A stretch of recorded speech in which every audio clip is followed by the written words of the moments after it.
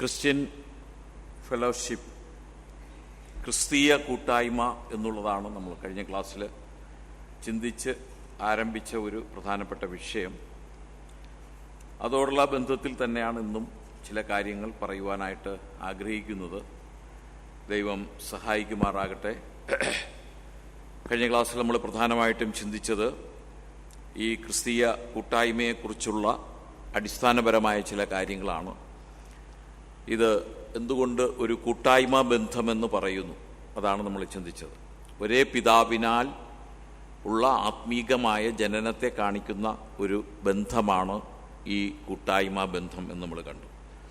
അതേപോലെ അതിൻ്റെ അടിസ്ഥാനം മറ്റൊരു കാര്യമെന്ന് പറയുന്നത് ഒരേ വിലയ്ക്ക് വാങ്ങപ്പെട്ടവർ, കർത്താവായ യേശു ക്രിസ്തുവാകുന്ന രക്തത്തിൻ്റെ വിലയ്ക്കാൽ വാങ്ങപ്പെട്ടതാണ്. ഒരേ ശരീരത്തിൻ്റെ അവയവങ്ങളെന്ന നിലയിൽ ഈ കൂട്ടായ്മ ബന്ധത്തിന് വളരെ പ്രാധാന്യമുണ്ട്. അതുപോലെ ഒരേ ആത്മാവിനാൽ നയിക്കപ്പെടുന്നവരാണ് ഈ കൂട്ടായ്മ ബന്ധത്തിലേക്ക് വന്നിട്ടുള്ളത്. ഒരേ ആത്മാവിനാൽ നയിക്കപ്പെടുന്നവരാണ്. അതുപോലെ തന്നെ ഒരേ അവകാശത്തിന് കീഴിലുള്ളവരാണ്. ഇത്രയും കാര്യങ്ങളാണ് നമ്മൾ കഴിഞ്ഞ ദിവസം അല്പം വിശദമായിട്ട് ചിന്തിപ്പാൻ തക്കവണ്ണം ഇടയായത്. ഇന്നതിൻ്റെ വിവിധമായ തലങ്ങളെക്കുറിച്ചാണ് അല്പമായിട്ട് ചിന്തിപ്പാനായിട്ട് ആഗ്രഹിക്കുന്നത്. അതിനായിട്ട് നമുക്ക് ഒരു ഭാഗം ആദ്യം വായിക്കാം. ഫസ്റ്റ് ജോൺ, 1 യോഹന്നാൻ എഴുതിയ 1-ാമത്തെ ലേഖനം, അതിൻ്റെ 1-ാമത്തെ അധ്യായം 3-ാമത്തെ വാക്യം. First John chapter 1 words 3 and 7, 3-ാമത്തെയും 7-ാമത്തെയും വാക്യം. ഞങ്ങൾ കണ്ടും കേട്ടുമുള്ളത് നിങ്ങൾക്ക് ഞങ്ങളോട് കൂട്ടായ്മയുണ്ടാകേണ്ടതിന് നിങ്ങളോട് അറിയിക്കുന്നു. അടുത്തത്, ഞങ്ങളുടെ കൂട്ടായ്മയോ പിതാവിനോടും അവൻ്റെ പുത്രനായ യേശു ക്രിസ്തുവിനോടും ആകുന്നു. 7-ാമത്തെ വാക്യം, അവൻ വെളിച്ചത്തിൽ ഇരിക്കുന്നത് പോലെ നാം വെളിച്ചത്തിൽ നടക്കുന്നുവെങ്കിൽ നമുക്ക് തമ്മിൽ കൂട്ടായ്മയുണ്ട്. അവൻ്റെ പുത്രനായ യേശുവിൻ്റെ രക്തം സകല പാപവും പോക്കി നമ്മെ ശുദ്ധീകരിക്കുന്നു. ഇവിടെ ഈ വാക്യങ്ങളിൽ കൂട്ടായ്മയുടെ 2 വ്യത്യസ്ത തലങ്ങളാണ് ഇവിടെ പറയുന്നത്. ഒന്ന്, ദൈവത്തോടുള്ള കൂട്ടായ്മ, പിതാവിനോടും അവൻ്റെ പുത്രനായ യേശു ക്രിസ്തുവിനോടും കൂടെ എന്നവിടെ പറഞ്ഞിരിക്കുന്നു. ദൈവത്തോടുള്ള കൂട്ടായ്മ, അത് പിതാവിനോടുള്ള കൂട്ടായ്മ, അവൻ്റെ പുത്രനായ യേശു ക്രിസ്തുവിനോടുള്ള കൂട്ടായ്മയാണ്. അതിനോടുള്ള ബന്ധത്തിൽ തന്നെ പരിശുദ്ധാത്മാവിനുള്ള കൂട്ടായ്മയും പരിശുദ്ധാത്മാവിനോടുള്ള കൂട്ടായ്മയും ആ ബന്ധത്തിൽ കടന്നു വരും. മറ്റൊരു കൂട്ടായ്മയെക്കുറിച്ച് അവിടെ പറയുന്നത്, ആ വാക്യത്തിൻ്റെ അവസാനത്തെ ഭാഗത്ത് നമ്മൾ കണ്ടതിങ്ങനെയാണ്, ഞങ്ങളുടെ കൂട്ടായ്മ എന്ന് പറയുന്നതിന് മുമ്പായിട്ട് ഞങ്ങൾ കണ്ടും കേട്ടുമുള്ള നിങ്ങളോട് അറിയിക്കുന്നു, നിങ്ങൾക്ക് ഞങ്ങളോട് കൂട്ടായ്മയുണ്ടാകുക. നിങ്ങൾക്ക് ഞങ്ങളോട് കൂട്ടായ്മയുണ്ടാകുക.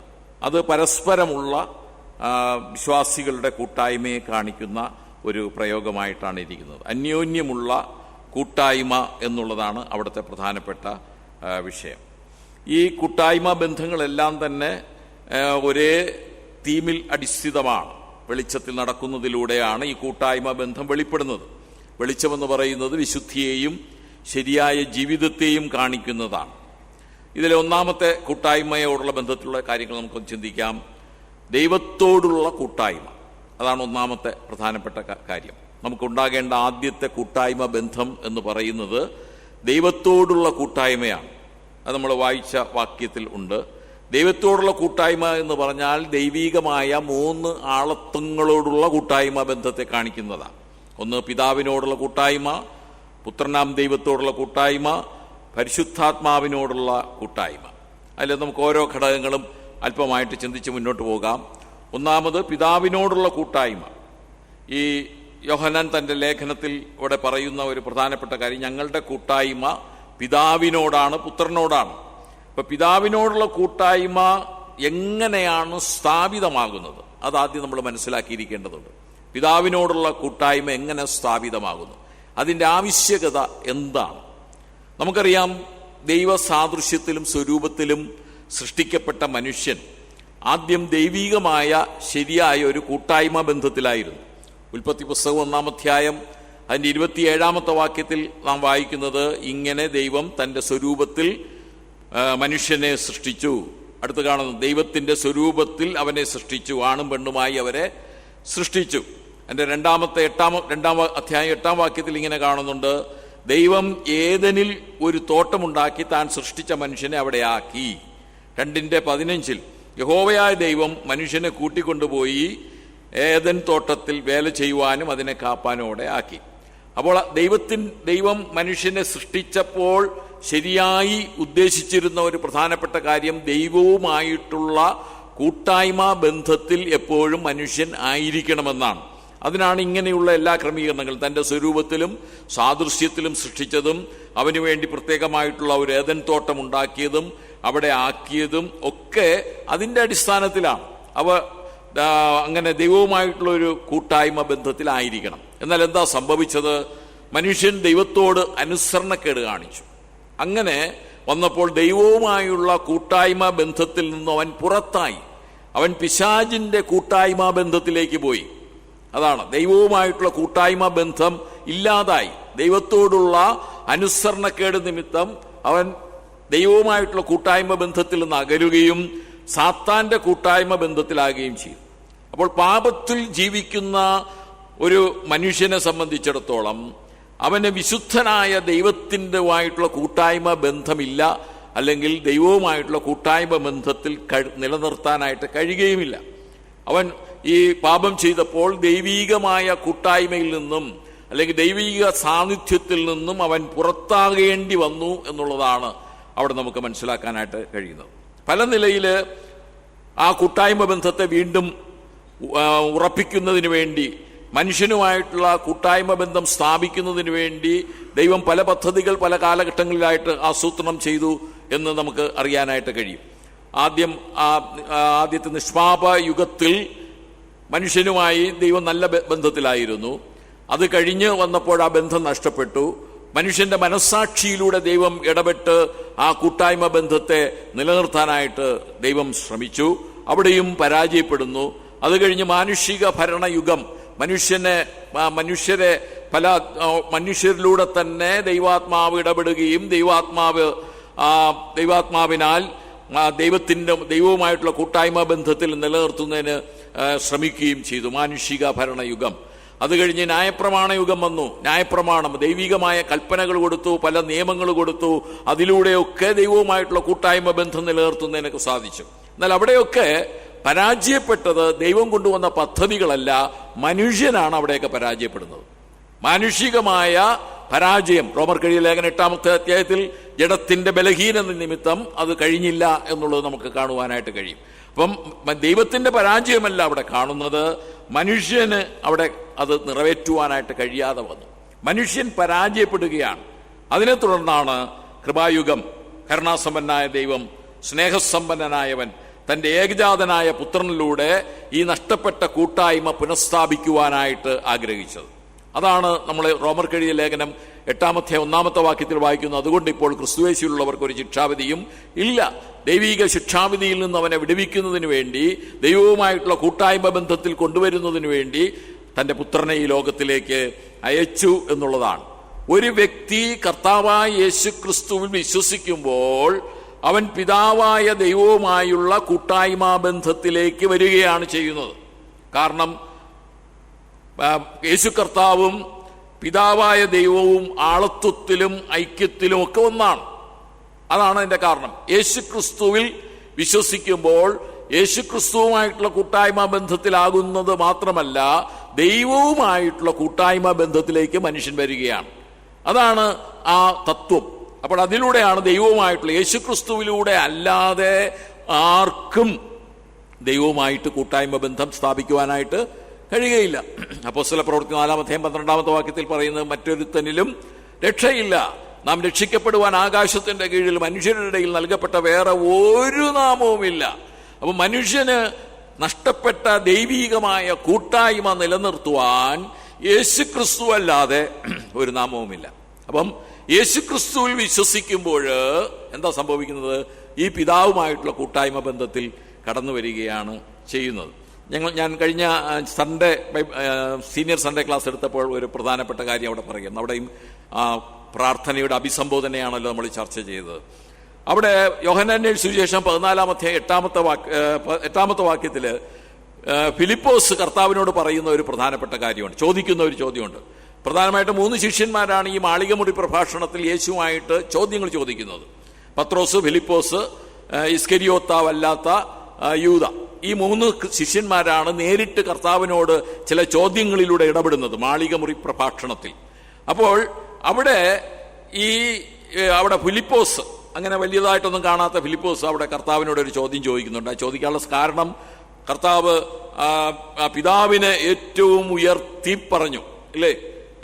ദൈവത്തിൽ വിശ്വസിപ്പിൻ, എന്നിൽ വിശ്വസിപ്പിൻ, എൻ്റെ പിതാവിൻ്റെ ഭവനത്തിൽ അനേകം വാസസ്ഥലങ്ങളുണ്ട്, ഇല്ലെങ്കിൽ ഞാൻ നിങ്ങളോട് പറയുമായിരുന്നു എന്ന് പറഞ്ഞിങ്ങനെ പറഞ്ഞു വന്നപ്പോൾ അവിടെ പറയുന്ന ഒരു പ്രധാനപ്പെട്ട കാര്യമാണ്. ഫിലിപ്പോസ് ചോദിക്കുകയാണ്, കർത്താവേ, പിതാവിനെ ഞങ്ങൾക്ക് കാണിച്ചു തരണം, എന്നാൽ ഞങ്ങൾക്ക് മതി. അപ്പോൾ അവിടെ ആ ഫിലിപ്പോസ് അത് ചോദിക്കാനുള്ള കാരണം എന്താ? ഈ കർത്താവായ യേശുക്രിസ്തുവിനേക്കാൾ എന്തോ ഒരു വലിയ പദവിയിലുള്ള വ്യക്തിയാണ്, ആളാണ് പിതാവ്. പിതാവാൻ ദൈവം എന്ന് പറയുന്നത് വേറൊരു വ്യക്തിയാണ്, വേറൊന്നാണ്, വേറെ എന്തോ ഒരു സംഭവമാണ്. അങ്ങനെയുള്ള ചിന്തയിലാണ് ഈ ഫിലിപ്പോസ് അവിടെ ആ ചോദ്യം ചോദിക്കുന്നത്. അപ്പോൾ കർത്താവിനെ നൽകിയ മറുപടി എന്താണ്? എന്നെ കണ്ടവൻ പിതാവിനെ കണ്ടിരിക്കുന്നു.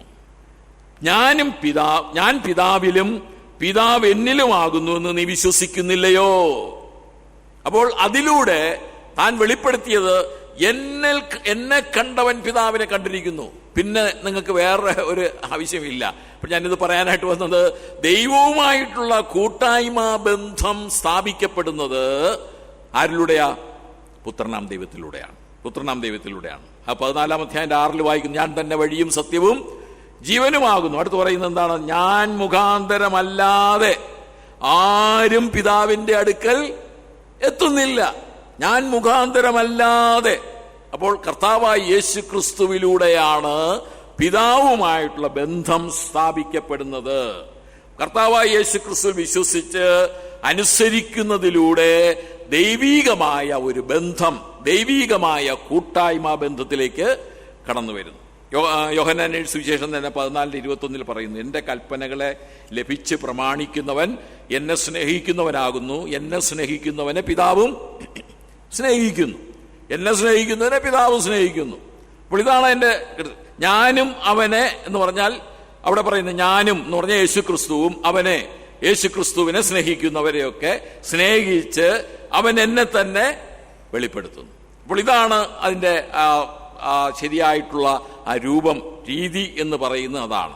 കർത്താവായ യേശുക്രിസ്തുവിലൂടെയുള്ള ആ ബന്ധം പിതാവുമായിട്ട് സ്ഥാപിക്കപ്പെടുവാനായിട്ട് കഴിയുകയുള്ളൂ. അങ്ങനെ ഉണ്ടാകുന്ന ബന്ധമാണ് ദൈവീകമായ ബന്ധവും ദൈവീകമായ കൂട്ടായ്മയും എന്ന് പറയുന്നത്. യോഹന്നാന്റെ 1-ാം ലേഖനം 4-ാമത്തെ അധ്യായം അതിന്റെ 15-16 വാക്യങ്ങളിൽ, യോഹന്നാൻ ഫസ്റ്റ് ജോൺ തന്നെ 4-ാം അധ്യായം അതിന്റെ 15-16 വാക്യങ്ങളിൽ അവിടെ പറയുന്നത് എന്താണ്? യേശു ദൈവപുത്രനെന്ന് സ്വീകരിക്കുന്നവനിൽ ദൈവവും അവൻ ദൈവത്തിലും വസിക്കുന്നു.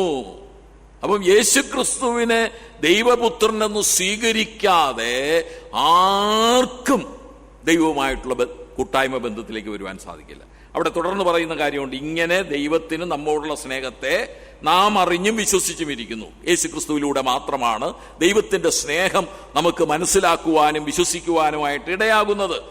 എന്നിട്ട് അവിടെ പറയും, ദൈവം സ്നേഹം തന്നെ, സ്നേഹത്തിൽ വസിക്കുന്നവൻ ദൈവത്തിൽ വസിക്കുന്നു, ദൈവം അവനിലും വസിക്കുന്നു. സ്നേഹത്തിൽ വസിക്കുന്നവൻ ദൈവത്തിൽ വസിക്കുന്നു എന്ന് പറഞ്ഞാൽ ദൈവസ്നേഹത്തിൽ വസിക്കുന്നവൻ, ദൈവം സ്നേഹമാണ്, ആ ദൈവസ്നേഹത്തിൽ വസിക്കുന്നവൻ ദൈവത്തിൽ വസിക്കുന്നു, ദൈവം അവനിലും വസിക്കുന്നു. അപ്പോൾ ഇപ്രകാരം യേശുക്രിസ്തുവിൽ വിശ്വസിച്ച് കർത്താവിന്റെ കൽപ്പനകൾ പ്രമാണിക്കുന്നതിലൂടെയും സ്നേഹത്തിൽ വസിക്കുന്നതിലൂടെയുമാണ് പിതാവാം ദൈവവുമായി കൂട്ടായ്മ ബന്ധത്തിൽ ആകുന്നത്. ഇത് ഏറ്റവും അത്യാവശ്യമാണ്. മനുഷ്യന് ഒരിക്കലും ഒഴിച്ചുകൂടുവാനായിട്ട് കഴിയാത്ത ഒരു കാര്യമാണ് ഈ പിതാവും അല്ലെങ്കിൽ ദൈവവുമായിട്ടുള്ള കൂട്ടായ്മ ബന്ധം. അതിൽ പിതാവുമായിട്ടുള്ള കൂട്ടായ്മ ബന്ധം എന്ന് പറയുന്നത് ഏറ്റവും അത്യാവശ്യമാണ്. ദൈവവുമായി കൂട്ടായ്മ ബന്ധത്തിൽ സ്ഥാപിക്കുന്നതിന് മനുഷ്യൻ ഇന്ന് എന്തൊക്കെ കുറുക്ക് വഴികളാണ് കണ്ടുപിടിച്ചിട്ട്, ഇതിന് വേറെ ഒരു കുറുക്ക് വഴിയുമില്ല. യേശുക്രിസ്തു മുഖാന്തരമല്ലാതെ ആർക്കും പിതാവുമായിട്ടുള്ള കൂട്ടായ്മ ബന്ധത്തിൽ വരുവാനായിട്ട് കഴിയില്ല. കർത്താവ് യേശുക്രിസ്തു ഈ ഭൂമിയിലായിരുന്നപ്പോൾ നടത്തിയ പ്രാർത്ഥനയിലും ആ കാര്യങ്ങൾ എടുത്തെടുത്ത് പറയുന്നുണ്ട്. യോഹന്നാന്റെ സുവിശേഷം 17-ാമത്തെ അധ്യായം, കഴിഞ്ഞ സൺഡേ ക്ലാസ്സിൽ നമ്മൾ ചില കാര്യങ്ങൾ ചിന്തിച്ചതാണ്. 21 മുതൽ 23 വരെയുള്ള വാക്യങ്ങൾ. നീ എന്നെ അയച്ചിരിക്കുന്നു എന്ന് ലോകം വിശ്വസിപ്പാൻ അവർ എല്ലാവരും ഒന്നാകേണ്ടതിന്. അടുത്ത ശ്രദ്ധിച്ചോളണേ, പിതാവേ നീ എന്നിലും ഞാൻ നിന്നിലുമാകുന്നത് പോലെ അവരും നമ്മിൽ ഒന്നാകേണ്ടതിന് തന്നെ. അപ്പോൾ അവിടെ ആ കർത്താവിന്റെ അപേക്ഷയുടെ ആ പ്രധാനപ്പെട്ട കാര്യവും അത് തന്നെയാണ്. നീ എന്നെ അയച്ചിരിക്കുന്നു എന്ന് ലോകം വിശ്വസിക്കണം. അങ്ങനെ വിശ്വസിച്ചിട്ട് എന്താകണം? അവർ എല്ലാവരും ഒന്നാകണം. അങ്ങനെ വിശ്വസിക്കുന്നവർ എല്ലാവരും ഒന്നാകണം. അടുത്ത് പറയുന്ന, പിതാവേ നീ എന്നിലും ഞാൻ നിന്നിലുമാണല്ലോ, അതുപോലെ അവരും നമ്മിൽ ഒന്നാകണം എന്ന് പറഞ്ഞാൽ ദൈവം, പിതാവാം ദൈവവും പുത്രനാം ദൈവവുമായിട്ടുള്ള ബന്ധത്തിൽ അവർ ഒന്നായിത്തീരണം. ഇതാണ് ശരിയായിട്ടുള്ള ദൈവികമായ കൂട്ടായ്മ.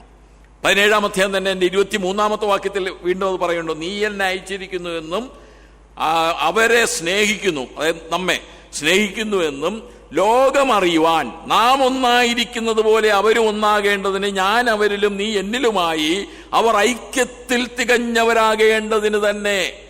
അപ്പോൾ പിതാവുമായിട്ടുള്ള ബന്ധത്തിൽ കർത്താവായ യേശു ക്രിസ്തുവിലൂടെ വരുമ്പോഴാണ് അവിടെ ശരിക്കും ഇത്തരത്തിലുള്ള ഒരു കൂട്ടായ്മ ബന്ധം സ്ഥാപിക്കപ്പെടുന്നത്.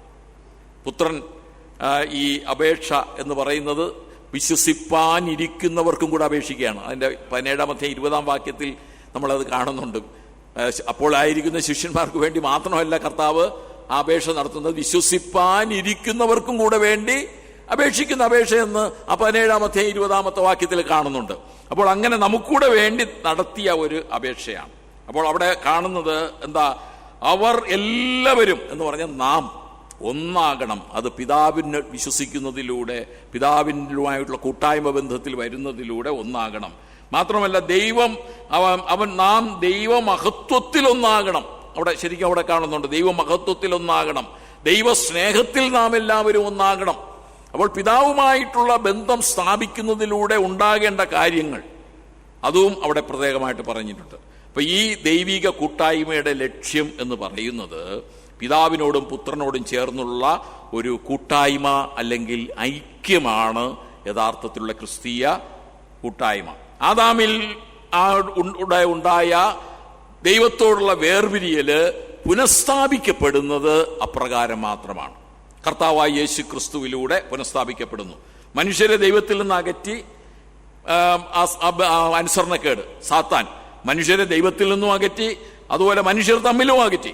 മനുഷ്യർ തമ്മിലും അകറ്റുന്നത് സാത്താൻ വളരെയധികം പ്രയത്നിച്ചുകൊണ്ടിരിക്കുകയാണ്. അതുകൊണ്ടാണ് ഈ ദൈവത്തിൽ വിശ്വസിച്ച് അല്ലെങ്കിൽ കർത്താവായ യേശു ക്രിസ്തുവിനെ രക്ഷിതാവായിട്ട് സ്വീകരിക്കുന്നവർ അവരൊന്നായിത്തീരണം. പിതാവുമായി ബന്ധത്തിൽ, കൂട്ടായ്മ ബന്ധത്തിൽ വരുന്നത് പോലെ തന്നെ അവർ തമ്മിൽ ഒന്നാകണം. അത് സാത്താന്റെ ബന്ധനത്തിൽ നിന്നുള്ള വിടുതലും കൂടെയാണ്. വിശ്വസിച്ചവർ പിതാവിനോട് ഐക്യത്തിൽ തികഞ്ഞവരാകുമ്പോൾ അല്ലെങ്കിൽ പിതാവുമായിട്ടുള്ള കൂട്ടായ്മ ബന്ധത്തിലാകുമ്പോൾ വിശ്വാസികൾ തമ്മിലുള്ള കൂട്ടായ്മ ബന്ധം അവിടെ അന്വർത്ഥമാകുകയാണ്, അത് യാഥാർത്ഥ്യമാകുകയാണ് ചെയ്യുന്നത്. 1 യോഹന്നാൻ 2:23 വായിക്കുന്നുണ്ട്, പുത്രനെ നിഷേധിക്കുന്നവന് പിതാവില്ല, പുത്രനെ സ്വീകരിക്കുന്നവനോ പിതാവും ഉണ്ട്. അപ്പോൾ ഇതാണ് ദൈവവുമായിട്ടുള്ള കൂട്ടായ്മ ബന്ധം എന്ന് പറയുന്നത്. പിതാവിനോട് കൂട്ടായ്മ ഇല്ല എങ്കിൽ പുത്രനോട് കൂട്ടായ്മയില്ല, പരസ്പരമുള്ള കൂട്ടായ്മ ബന്ധവും ഇല്ലാതെയായിത്തീരും. അപ്പം കർത്താവായ യേശു ക്രിസ്തുവിൽ വിശ്വസിക്കുന്നതിലൂടെ, നാം രക്ഷിക്കപ്പെടുന്നതിലൂടെ പിതാവുമായിട്ടുള്ള കൂട്ടായ്മ ബന്ധം സ്ഥാപിക്കപ്പെടുന്നു. അതേസമയം പിതാവും പുത്രനും ഒന്നായിരിക്കുന്നത് കൊണ്ട് ആ ബന്ധം നമ്മിലേക്ക് വ്യാപരിക്കുന്നു. അങ്ങനെ നമ്മളും പിതാവിലും പുത്രനിലും കൂടെ നമ്മളെല്ലാവരും ഒന്നായിത്തീരുന്നു. ഇതൊരു വലിയ വിഷയമാണ്. അപ്പോൾ ഇതാണ് ശരിയായിട്ടുള്ള ഒരു കൂട്ടായ്മ ബന്ധം എന്ന് പറയുന്നത്. ഈ കൂട്ടായ്മ ബന്ധം നമ്മൾ തെളിയിക്കപ്പെടുന്നത് വെളിച്ചത്തിൽ നടക്കുന്നതിലൂടെ, സത്യം, നീതി, വിശുദ്ധി ഇവയിലൂടെയാണ് ഈ ദൈവവുമായിട്ടുള്ള കൂട്ടായ്മ ബന്ധത്തെ നമുക്ക് വെളിപ്പെടുത്തുവാനായിട്ട് കഴിയുന്നത്. ഇതാണ് ദൈവവുമായിട്ടുള്ള കൂട്ടായ്മ ബന്ധം. ഇപ്പം ഞാൻ പറഞ്ഞ ആശയം നിങ്ങൾക്ക് ഏവർക്കും മനസ്സിലായി എന്ന് ഞാൻ വിചാരിക്കുന്നത്. ദൈവവുമായിട്ടുള്ള കൂട്ടായ്മ ബന്ധമാണ് മനുഷ്യന് വേണ്ടതെന്ന് പറഞ്ഞാൽ എന്താ? പിതാവുമായിട്ടുള്ള കൂട്ടായ്മ ബന്ധം അതെങ്ങനെ സ്ഥാപിക്കപ്പെടുന്നു എന്ന് പറഞ്ഞു. അതിലൂടെ ദൈവം ഉദ്ദേശിക്കുന്ന കാര്യം എന്താണ്? പുത്രനുമായിട്ടുള്ള കൂട്ടായ്മ ബന്ധമുണ്ട്, തമ്മിലുള്ള കൂട്ടായ്മ ബന്ധം, മനുഷ്യരെല്ലാവരും തമ്മിൽ ഒന്നായി പിതാവിനോട് ഉള്ള കൂട്ടായ്മ ബന്ധത്തിൽ ആകുന്നു. ഇതിലേതെങ്കിലും ഒന്നില്ലാതായി കഴിഞ്ഞാൽ ഈ കൂട്ടായ്മ ബന്ധത്തിന് അർത്ഥവത്തായി തീരുകയില്ല. ഇനി അതുപോലെ ഈ ദൈവവുമായി അല്ലെങ്കിൽ പിതാവുമായിട്ടുള്ള കൂട്ടായ്മ ബന്ധത്തിലാകുന്നത് പോലെ തന്നെ ആരുമായിട്ടും കൂട്ടായ്മ ബന്ധത്തിലാകണം? പുത്രനുമായിട്ടുള്ള കൂട്ടായ്മ ബന്ധത്തിലുമാകണം. പുത്രനുമായിട്ടുള്ള കൂട്ടായ്മ ബന്ധം, ഇത് എല്ലാം നമ്മൾ എല്ലാം ഒരുപോലെ ഇങ്ങനെ ഇരിക്കുന്നുവെങ്കിലും അതിനെ പ്രത്യേകമായിട്ട് മനസ്സിലാക്കേണ്ട ആവശ്യമുണ്ട്. ഇപ്പൊ പിതാവുമായിട്ടുള്ള കൂട്ടായ്മ ബന്ധം സ്ഥാപിക്കപ്പെടുന്നത് പുത്രനിലൂടെയാണ്. എന്നാൽ പുത്രനിലൂടെ പിതാവുമായിട്ട് മാത്രമല്ല കൂട്ടായ്മ ബന്ധം ഉണ്ടാകേണ്ടത്, പിന്നെയോ പുത്രനിലൂടെയും കൂട്ടായ്മ ബന്ധം ഉണ്ടാകണം. പുത്രനിലും നമ്മൾ കൂട്ടായ്മ ബന്ധം സ്ഥാപിക്കണം. ദൈവത്തോടുള്ള കൂട്ടായ്മയെ സംബന്ധിച്ച ദൈവിക ആളത്വപരമായ രണ്ടാമത്തെ കൂട്ടായ്മ ബന്ധമാണ് പുത്രനായ യേശു ക്രിസ്തുവിനോടുള്ള കൂട്ടായ്മ ബന്ധം. പിതാവും പരിശുദ്ധാത്മാവുമായുള്ള കൂട്ടായ്മ ബന്ധം സാധ്യമാകുന്നത് എപ്പോഴും കർത്താവായ യേശു ക്രിസ്തുവിലൂടെ ഉള്ള ആ കൂട്ടായ്മ ബന്ധത്തിലൂടെ മാത്രമാണ്. പിതാവാം ദൈവവുമായിട്ടുള്ള കൂട്ടായ്മ ബന്ധവും പരിശുദ്ധാത്മാം ദൈവവുമായിട്ടുള്ള കൂട്ടായ്മ ബന്ധം സ്ഥാപിതമാകുന്നത് യേശു ക്രിസ്തുവിലൂടെയുള്ള കൂട്ടായ്മ ബന്ധത്തിലൂടെയാണ്. കാരണം തിമോഥെയോസിന്റെ 1-ാം ലേഖനം അതിന്റെ 2-ാമത്തെ അധ്യായം 5-6 വാക്യങ്ങളിൽ ഇപ്രകാരം പറയുന്നുണ്ട്: ദൈവം ഒരുവനല്ലോ, ദൈവത്തിനും മനുഷ്യർക്കും മധ്യസ്ഥനും ഒരുവൻ. എന്തുകൊണ്ട്? കർത്താവായ യേശു ക്രിസ്തു മാത്രം ഒരുവനായി മധ്യസ്ഥനായിട്ട് മാറി എല്ലാവർക്കും വേണ്ടി മറുവിലയായി തന്നെത്താൻ കൊടുത്ത മനുഷ്യനായ യേശു ക്രിസ്തു തന്നെ. അപ്പം നമുക്ക് വേണ്ടി മറുവിലയായി തീർന്ന, നമുക്ക് വേണ്ടി മറുവില കൊടുത്തുകൊണ്ട്, ആർക്കും കൊടുത്തു തീർക്കുവാൻ കഴിയാത്ത വില നമുക്ക് വേണ്ടി കൊടുത്തുകൊണ്ട് നമ്മെ ദൈവത്തോട് കൂട്ടായ്മ ബന്ധത്തിലേക്ക്, പിതാവുമായിട്ടുള്ള കൂട്ടായ്മ ബന്ധത്തിലേക്ക് കൊണ്ടുവന്നു. അതുപോലെ തന്നെ നാം പുത്രനുമായിട്ടുള്ള കൂട്ടായ്മ ബന്ധവും പുലർത്തേണ്ടത് ആവശ്യമാണ്. പിതാവുമായിട്ടുള്ള കൂട്ടായ്മ ബന്ധത്തിൽ മാനവരാശിയെ കൊണ്ടുവരുന്നതിന് വേണ്ടി ദൈവമായ കർത്താവായ യേശു ക്രിസ്തു മനുഷ്യരൂപത്തിൽ ഈ ഭൂമിയിലേക്ക് വന്നു. നമ്മൾ 1 തിമോഥെയോസ് 1:15 വായിക്കുന്നുണ്ട്: ക്രിസ്തു യേശു പാപികളെ രക്ഷിപ്പാൻ ലോകത്തിൽ വന്നു എന്നുള്ളത് വിശ്വാസ്യവും എല്ലാവരും അംഗീകരിപ്പാൻ യോഗ്യവുമായ വചനം തന്നെ. അപ്പോൾ പാപികളെ രക്ഷിപ്പാനായിട്ട് ഈ ലോകത്തിൽ വന്ന കർത്താവായ യേശു ക്രിസ്തുവുമായിട്ടുള്ള കൂട്ടായ്മ ബന്ധം അതും നമുക്ക് ആവശ്യമാണ്. പിതാവിനോട് മാത്രമല്ല, പിതാവിനോട് കൂട്ടായ്മ ബന്ധം പുലർത്തുന്ന കർത്താവായ യേശു ക്രിസ്തുവിനോടും നമ്മൾ കൂട്ടായ്മ. കർത്താവായ യേശു ക്രിസ്തുവാണ് മനുഷ്യരുമായിട്ട് എപ്പോഴും ബന്ധത്തിലായിരിക്കുന്നത്. നമുക്ക് പിതാവിനോട് കൂട്ടായ്മ ബന്ധം പുലർത്താൻ കഴിയുന്നത് ആരിലൂടെയാണ്? മനസ്സിലാകുന്നുണ്ടോ? യേശു ക്രിസ്തുവിലൂടെയാണ്. ഇനി യേശു ക്രിസ്തുവായിട്ടുള്ള കൂട്ടായ്മ ബന്ധം നമുക്ക് എങ്ങനെയാണ് ഉണ്ടാകുന്നത്? നേരിട്ടാണ്. മനസ്സിലായോ? അത് നേരിട്ടാണ്. അവിടെ പിന്നെ വേറെ മാധ്യമങ്ങളോ മറ്റു മധ്യസ്ഥനോ ഒന്നും ഇല്ല. നമ്മൾ പിതാവുമായി കൂട്ടായ്മ ബന്ധത്തിൽ വരുന്നത് യേശു ക്രിസ്തുവിലൂടെ മാത്രം. അതേസമയം യേശു ക്രിസ്തുവുമായിട്ടുള്ള ബന്ധത്തിൽ വരുന്നത് യേശു ക്രിസ്തു നേരിട്ടാണ്. നമ്മൾ മത്തായി സുവിശേഷം 1:22 ആ കൂട്ടായ്മ ബന്ധത്തിന്റെ ഒരു വാക്ക് അവിടെ കാണാനായിട്ട് കഴിയും. കന്യക ഗർഭിണിയായി ഒരു മകനെ പ്രസവിക്കും. അവിടെ കാണുന്ന ദൈവം നമ്മോടുകൂടെ എന്നർത്ഥമുള്ള ഇമ്മാനുവേൽ എന്ന് പേർ വിളിക്കപ്പെടും. അത് യെശയ്യാപ്രവചനം 9-ാം അധ്യായത്തിന്റെ ഉദ്ധരണിയാണ്. ദൈവം നമ്മോടുകൂടെ. അപ്പോൾ നാമുമായിട്ട് നേരിട്ടുള്ള കൂട്ടായ്മ ബന്ധത്തിലായിരിക്കുന്നത് എപ്പോഴും ആരാണ്? യേശു ക്രിസ്തുവാ. മനസ്സിലായോ? അത് നമ്മൾ പ്രത്യേകമായിട്ട് മനസ്സിലാക്കിയിരിക്കണം. അപ്പൊ യേശു ക്രിസ്തുവായിട്ടുള്ള ബന്ധം, കൂട്ടായ്മ ബന്ധം എന്ന് പറയുന്നത് നേരിട്ടാണ്. അതിന് പിന്നെ അവിടെ വേറെ ആരുമില്ല, പുണ്യവാണന്മാരോ അങ്ങനെ ആരുമില്ല. അത് നമ്മൾ പ്രത്യേകമായിട്ട് ശ്രദ്ധിക്കണം. ദൈവിക കൂട്ടായ്മയുടെ ദൃശ്യത എന്നത് കർത്താവായ യേശു ക്രിസ്തുവിലൂടെ മാത്രമാണ്. മനസ്സിലാകുന്നുണ്ടോന്നറിയില്ല. ദൈവിക കൂട്ടായ്മയുടെ ദൃശ്യത എന്ന് പറയുന്നത് നമുക്ക് അത് ശരിയായിട്ടുള്ള പരസ്യമായിട്ട് കാണാൻ കഴിയുന്നത് കർത്താവായ യേശു ക്രിസ്തുവിലൂടെയാണ്. യേശു ക്രിസ്തു തന്റെ ഇഹലോകവാസത്തില് താൻ നമ്മൾ ഈ ഭൂമിയിലേക്ക് കടന്നു വന്നല്ലോ, ദൈവം നമ്മോടുകൂടെ എന്നർത്ഥമുള്ള ഇമ്മാനുവേൽ ഇവിടെ ആയിരുന്നപ്പോൾ കർത്താവായ യേശു ക്രിസ്തുവിന്റെ ജീവിത ശൈലിയും അവന്റെ എല്ലാം ഒന്ന് പരിശോധിച്ചാൽ ഈ മനുഷ്യനുമായിട്ടുള്ള കൂട്ടായ്മ ബന്ധം എത്രത്തോളം അവൻ ആഗ്രഹിക്കുന്നു എന്നുള്ളത് നമുക്ക് മനസ്സിലാക്കാനായിട്ട് കഴിയും. ഞാനിവിടെ പലപ്പോഴും പറയാറുണ്ട്, കർത്താവായ യേശു ക്രിസ്തു എന്തുകൊണ്ട് ശീലകൾ ചുറ്റി അവനെ പശുത്തൊട്ടിയിൽ കിടത്തപ്പെട്ടു? എന്തുകൊണ്ട് കൊട്ടാരത്തിലോ അങ്ങനെയുള്ള വലിയ വലിയ എന്തെങ്കിലും സ്ഥലത്ത് അവൻ ഭുജാതനായില്ല? എന്തുകൊണ്ടാ കൊട്ടാരത്തിൽ ജനിക്കാത്തത്? എന്തുകൊണ്ടാ? കഴിവില്ലാത്തതുകൊണ്ടാണോ? സാധ്യമല്ലാത്തതുകൊണ്ടാണോ? എന്തുകൊണ്ടാ? അവൻ ഏറ്റവും താഴ്ന്നവരുമായിട്ടും കൂട്ടായ്മ. അതുകൊണ്ടാണ് ആട്ടിടയർക്ക് അവിടെ ചെന്ന് കണ്ട് അവനെ നമസ്കരിക്കാനും ദൈവത്തെ സ്തുതിപ്പാനും കഴിഞ്ഞത്. കൊട്ടാരത്തിലാണെങ്കിൽ ആട്ടിടയന്മാർക്ക് അവിടെ പ്രവേശിക്കാൻ പറ്റുമോ? ഇല്ല. ദൈവം എല്ലാ വിഭാഗങ്ങളുമായിട്ട്, കർത്താവായ യേശു ക്രിസ്തു എല്ലാ താഴേക്കിട മുതൽ ഏറ്റവും ഉന്നത തലങ്ങളിലുള്ളവർ വരെ ബന്ധം ഒരുപോലെ നിലനിർത്തുവാനായിട്ട് ആഗ്രഹിക്കുന്ന വ്യക്തിയാണ്. അതാണ് യേശു ക്രിസ്തുവുമായിട്ടുള്ള കൂട്ടായ്മ. യേശു ക്രിസ്തു ഈ ഭൂമിയിലായിരുന്നപ്പോൾ ഒരു പ്രത്യേക വിഭാഗത്തോട് മാത്രമല്ല ഇടപെട്ടുകൊണ്ടിരുന്നത്. ആണോ? യഹൂദന്മാരോട് മാത്രമാണോ? അവിടെ ജാതി വ്യത്യാസം നോക്കിയില്ല. അവിടെ വേറെ ഒന്നും, ചുങ്കക്കാരോടും പാപികളോടും ഒക്കെ അവൻ സഹവാസം പുലർത്തുവാൻ, അവരെയൊക്കെ ആ ദൈവീകമായ കൂട്ടായ്മയിലേക്ക് തന്നിലേക്ക് കൊണ്ടുവരുന്നതിന് അവൻ എപ്പോഴും പരിശ്രമിച്ചിരുന്നു എന്നുള്ളതാണ്. അതുകൊണ്ടാണ് എല്ലാവരും വെറുക്കപ്പെട്ടിരുന്ന ശമരിയിലേക്ക് താൻ കടന്നു പോവുകയും ഒരു ശമര്യ സ്ത്രീ എന്താ ശമര്യ സ്ത്രീയെ കുറിച്ച് പറയുന്നത്? ആ സമൂഹത്തിൽ വളരെ നിന്ദയായിട്ട് കരുതിയിരുന്ന ആ ശമര്യ സ്ത്രീയെ പോലും സ്നേഹിച്ച് ദൈവീക കൂട്ടായ്മയിലേക്ക് കൊണ്ടുവരുന്നതിന് വേണ്ടി ആ ശമര്യ പട്ടണത്തിലേക്ക് കടന്നു പോകുന്ന ബന്ധം നമുക്ക് കാണുവാനായിട്ട് കഴിയും. അതുപോലെ പല കാര്യങ്ങളും നമുക്ക് കാണാനായിട്ട് കഴിയും. ഈ ദരിദ്രരോടും സമ്പന്നരോടും ഒക്കെ സക്കായി, ചുങ്കക്കാരെയൊക്കെ അന്നത്തെ ജനത വെറുത്തിരുന്ന വിഭാഗമാണ് ചുങ്കക്കാരെന്ന് പറയുന്നത്. എന്നാൽ ആ ചുങ്കക്കാരൻ സക്കായിയെ മാത്രം തേടി എരിഹോ പട്ടണം വഴി കടന്നു പോകുന്ന കർത്താവായ യേശു ക്രിസ്തു. അങ്ങനെയാണ് ഞാൻ വിശ്വസിക്കുന്നത്. കാരണം എന്താ? സക്കായിക്ക് മനസ്സിലൊരു ആഗ്രഹം ഉണ്ടായി. എന്താ ആഗ്രഹം ഉണ്ടായത്? കർത്താവ് എങ്ങനെയുള്ളവനെന്ന് എനിക്ക് അറിയണം, എങ്ങനെയുള്ളവനെന്ന് എനിക്ക് കാണണം. ആ ആഗ്രഹം സക്കായിയുടെ മനസ്സിൽ എപ്പോൾ ഉടലെടുത്തുവോ അപ്പോൾ ദൈവം അറിഞ്ഞു. ആ അറിഞ്ഞ സമയം അപ്പോഴേ തീരുമാനിച്ചു, അവനായിരിക്കുന്ന എരിഹോ പട്ടണം വഴി എനിക്ക് കടന്നു പോകണം. അങ്ങനെ കടന്നുപോയി. സക്കായിയുടെ പരിശ്രമത്താൽ സാധിക്കാതെ വന്നിട്ടും ദൈവം അവന്റെ അടുത്തേക്ക് കടന്നു തന്ന് അവന്റെ ഏറ്റവും അടുത്ത് സമീപ ചെന്ന് പേർ ചൊല്ലി വിളിച്ച്, വേഗത്തിൽ ഇറങ്ങി വാ, ഞാൻ എങ്ങനെയുള്ളവനെന്ന് നീ അറിയുകയല്ല, ഇന്ന് ഞാൻ നിന്നോടുകൂടെ വസിക്കുവാനായിട്ട് പോവുകയാണ്. ഇതാണ് കർത്താവായ യേശു ക്രിസ്തുവായിട്ടുള്ള കൂട്ടായ്മ എന്ന് പറയുന്നത്.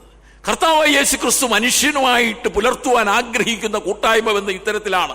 അവിടെ ഒരു പക്ഷാഭേദമോ, ദൈവത്തിന്റെ പക്കൽ മുഖപക്ഷമില്ലല്ലോ എന്ന് പറയുന്നത് പോലെ ഒരു പക്ഷഭേദവും ഇല്ലാതെയാണ് കർത്താവായ യേശു ക്രിസ്തു ഈ ഭൂമിയിലായിരുന്നപ്പോൾ മാനുഷികമായി അവൻ കൂട്ടായ്മ. അതേസമയം വിമർശിക്കേണ്ട തലങ്ങളിൽ അവൻ വിമർശിച്ചു. ശാസ്ത്രിമാരെയും പരീശന്മാരെയും നോക്കിക്കൊണ്ട് പറഞ്ഞു, കപടഭക്തിക്കാരെ, ഇല്ലേ, വെള്ളതേച്ച ശവക്കല്ലറകളെ എന്നൊക്കെ അവരെ വിളിക്കുകയും ചെയ്തു. അവിടെയൊക്കെ അവൻ അത്തരത്തിൽ ഇടപെടുകയും ചെയ്തു. എന്നാൽ അത് പറഞ്ഞ് ഒരിക്കലും മനുഷ്യനെ തന്നിൽ നിന്ന് അകറ്റി നിർത്തുവാനായിട്ട് ദൈവം ആഗ്രഹിച്ചില്ല എന്നുള്ളതാണ്. മാർത്തയുടെയും മറിയയുടെയും ലാസറിന്റെയും ഭവനത്തിൽ പലപ്പോഴും അവരുമായി കൂട്ടായ്മ ബന്ധം പുലർത്തുവാൻ, അവരുടെ ഭക്ഷണം വാങ്ങി കഴിക്കുവാൻ, അവരോടൊപ്പം ആയിരിക്കുവാൻ ആഗ്രഹിച്ച കർത്താവ്. അപ്പോൾ ഞാൻ പറഞ്ഞു വന്നതിന്റെ ഉദ്ദേശം, നമ്മുടെ കൂട്ടായ്മ ബന്ധത്തിന്റെ ദൃശ്യത കാണുവാനായിട്ട് കഴിയുന്നത്, ദൃശ്യത നമുക്ക് കാണിക്കുവാനായിട്ട് കഴിയുന്നത് കർത്താവായ യേശു ക്രിസ്തുവുമായിട്ടുള്ള കൂട്ടായ്മ ബന്ധത്തിലൂടെ മാത്രമാണ്. അവൻ ധനവാനായ ശിമ്യോന്റെ വീട്ടിൽ ശിമ്യോന്റെ ആതിഥേയത്വം വഹിച്ചു. ശിമ്യോന്റെ ആതിഥേയത്വം വഹിച്ചു. അവൻ ധനവാനാണ്. ലൂക്കോസ് എഴുതിയ സുവിശേഷം 14-ാം അധ്യായത്തിൽ അത് കാണുന്നുണ്ട്. ധനവാനായ അവിടെ അവനെ മാറ്റി നിർത്തിയില്ല. പക്ഷെ ആ ശിമ്യോൻ അവനെ ആദരിക്കേണ്ടതുപോലെ ആദരിച്ചില്ല. ഞാനിവിടെ വന്നു, നീ എനിക്ക് എന്റെ കാൽ കഴുകിയില്ല, എനിക്ക് ചുംബനം തന്നിയില്ല, എന്റെ തലയിൽ നീ എണ്ണ തൊട്ടില്ല. എന്നാൽ അതൊക്കെ ചെയ്ത ഒരു സ്ത്രീ, പാപിനിയായ സ്ത്രീ, അവളെയും അവനിൽ നിന്ന് മാറ്റി നിർത്തിയില്ല. ഇവളോ ഞാൻ വന്നത് മുതൽ അവൾ എന്റെ കാലിൽ തന്റെ കണ്ണുനീര് കൊണ്ട് നനയ്ക്കുകയായിരുന്നു, എന്റെ കാലിൽ ഇടവിടാതെ ചുംബിക്കുകയായിരുന്നു. അപ്പോൾ ആ ശിമ്യോന്റെ വീട്ടിലിരിക്കുമ്പോൾ തന്നെ ആ ശിമ്യോനുമായിട്ടും കൂട്ടായ്മ ബന്ധം പുലർത്തുവാനായിട്ട് ആഗ്രഹിച്ച കർത്താവായ യേശു ക്രിസ്തു ആ പാപിനിയായ സ്ത്രീയുമായിട്ടും കൂട്ടായ്മ ബന്ധത്തിലേക്ക്, അവളെയും തന്റെ കൂട്ടായ്മ ബന്ധത്തിലേക്ക് കൊണ്ടുവരുവാൻ ആഗ്രഹിക്കുന്നു. ഇതാണ് ഈ കൂട്ടായ്മ ബന്ധത്തിന്റെ ദൃശ്യത. കർത്താവായ യേശു ക്രിസ്തുവിന്റെ കൂട്ടായ്മ ബന്ധത്തിന്റെ ദൃശ്യത അതാണ്. പരീശന്മാരുടെ പ്രമാണിയുടെ വീട്ടിലും ഭക്ഷണത്തിനായിട്ട് പോയതായിട്ട് നമ്മൾ വായിക്കുന്നുണ്ട്. പരീശന്മാരൊക്കെ വെറുക്കപ്പെട്ടവരാണ്. ശരിയായ തരത്തിൽ നമ്മൾ പറയുകയാണെങ്കിൽ. എന്നാൽ അവിടെയും ഭക്ഷണത്തിന് പോയപ്പോൾ അവിടെ നമുക്ക് കാണാനായിട്ട് കഴിയും. അപ്പോൾ തന്നോടുള്ള സഹവാസം, താനുമായിട്ടുള്ള കൂട്ടായ്മ ബന്ധത്തിൽ നിന്ന് ആരെയും കർത്താവായ യേശു ക്രിസ്തു അകറ്റി നിർത്തുവാനായിട്ട് ആഗ്രഹിക്കുന്നില്ല. ഇതാണ് കർത്താവായ യേശു ക്രിസ്തുവുമായിട്ടുള്ള കൂട്ടായ്മ ബന്ധം. ഈ കൂട്ടായ്മ ബന്ധത്തിൽ സ്ഥാപിക്കുവാനാണ് ഈ ഭൂമിയിലേക്ക് വന്നത്. കാൽവരി ക്രൂശിൽ മാനവരാശിയുടെ പാപമോചനത്തിനായിട്ട് അവൻ യാഗമായി സമർപ്പിക്കപ്പെട്ടതും അർപ്പിക്കപ്പെട്ടതും ഈ മനുഷ്യരോടുള്ള ആ കൂട്ടായ്മ ബന്ധം സ്ഥാപിക്കുന്നതിന് വേണ്ടിയാണ്. ഈ യേശു ക്രിസ്തുവിലൂടെയാണ് പാപപരിഹാരം പ്രാപിക്കുന്നത്. പാപപരിഹാരം പ്രാപിക്കുന്ന ആ വ്യക്തി കർത്താവായ യേശു ക്രിസ്തുവുമായിട്ടുള്ള കൂട്ടായ്മ ബന്ധത്തിലേക്ക് വരുന്നു. കൊരിന്ത്യർക്ക് എഴുതിയ ലേഖനത്തിൽ നമ്മൾ അങ്ങനെ തന്നെ വായിക്കുന്നുണ്ട്. 1 കൊരിന്ത്യർ 1:9 കൊരിന്ത്യർക്ക് എഴുതിയ 1-ാം ലേഖനം 1-ാം അധ്യായം 9-ാമത്തെ വാക്യത്തിൽ തന്റെ പുത്രനും നമ്മുടെ കർത്താവായ യേശു ക്രിസ്തുവിന്റെ, അങ്ങനെയല്ലേ, തന്റെ പുത്രനും നമ്മുടെ കർത്താവായ യേശു ക്രിസ്തുവിന്റെ കൂട്ടായ്മയിലേക്ക് നിങ്ങളെ വിളിച്ചിരിക്കുന്ന ദൈവം വിശ്വസ്തൻ. അപ്പോൾ നമ്മെ കർത്താവായ യേശു ക്രിസ്തുവിന്റെ കൂട്ടായ്മയിലേക്കാണ് വിളിച്ചിരിക്കുന്നത്. യേശു ക്രിസ്തുവിന്റെ കൂട്ടായ്മയിലേക്ക് വിളിച്ചിരിക്കുന്നത്. ദൈവം നമ്മെ വിളിച്ചിരിക്കുന്നത് കർത്താവായ യേശു ക്രിസ്തുവിന്റെ കൂട്ടായ്മയിലേക്കാണ്. അപ്പോൾ കർത്താവായ യേശു ക്രിസ്തുവിൽ വിശ്വസിച്ച് അംഗീകരിക്കുന്ന ഒരു വ്യക്തിയിൽ പിതാവ് വസിക്കുന്നത് പോലെ പുത്രനും വസിക്കുന്നു. അത് നമ്മൾ മനസ്സിലാക്കിയിരിക്കണം. 1 യോഹന്നാൻ 3:24 അവന്റെ കൽപ്പനയെ പ്രമാണിക്കുന്നവൻ അവൻ ഇവനിലും വസിക്കുന്നുവെന്ന് അവൻ നമുക്ക് തന്ന ആത്മാവിനാൽ നാം അറിയുന്നു. നമ്മൾ പ്രത്യേകമായിട്ട് നമുക്ക് തന്ന ആത്മാവിനാൽ നമ്മൾ അറിയുന്ന ഒരു പ്രധാനപ്പെട്ട കാര്യമാണ് പുത്രനോടുള്ള കൂട്ടായ്മ. യേശു ക്രിസ്തുവിനോട് ഉള്ള ബന്ധമുണ്ടാകുന്നത് യേശു ക്രിസ്തുവിനെ രക്ഷിതാവും കർത്താവുമായി സ്വീകരിക്കുന്നതിലൂടെയാണ്. അങ്ങനെ തന്നെയാണ് പിതാവുമായിട്ടും കൂട്ടായ്മ ഉണ്ടാകുന്നത്. എന്നാൽ യേശു ക്രിസ്തുവുമായിട്ടുള്ള കൂട്ടായ്മ ബന്ധം എന്നത് അത് നമ്മിലൂടെ തെളിയിക്കപ്പെടണം. ആത്മസ്നാനം എന്ന് നമ്മൾ പറയാറുണ്ട്.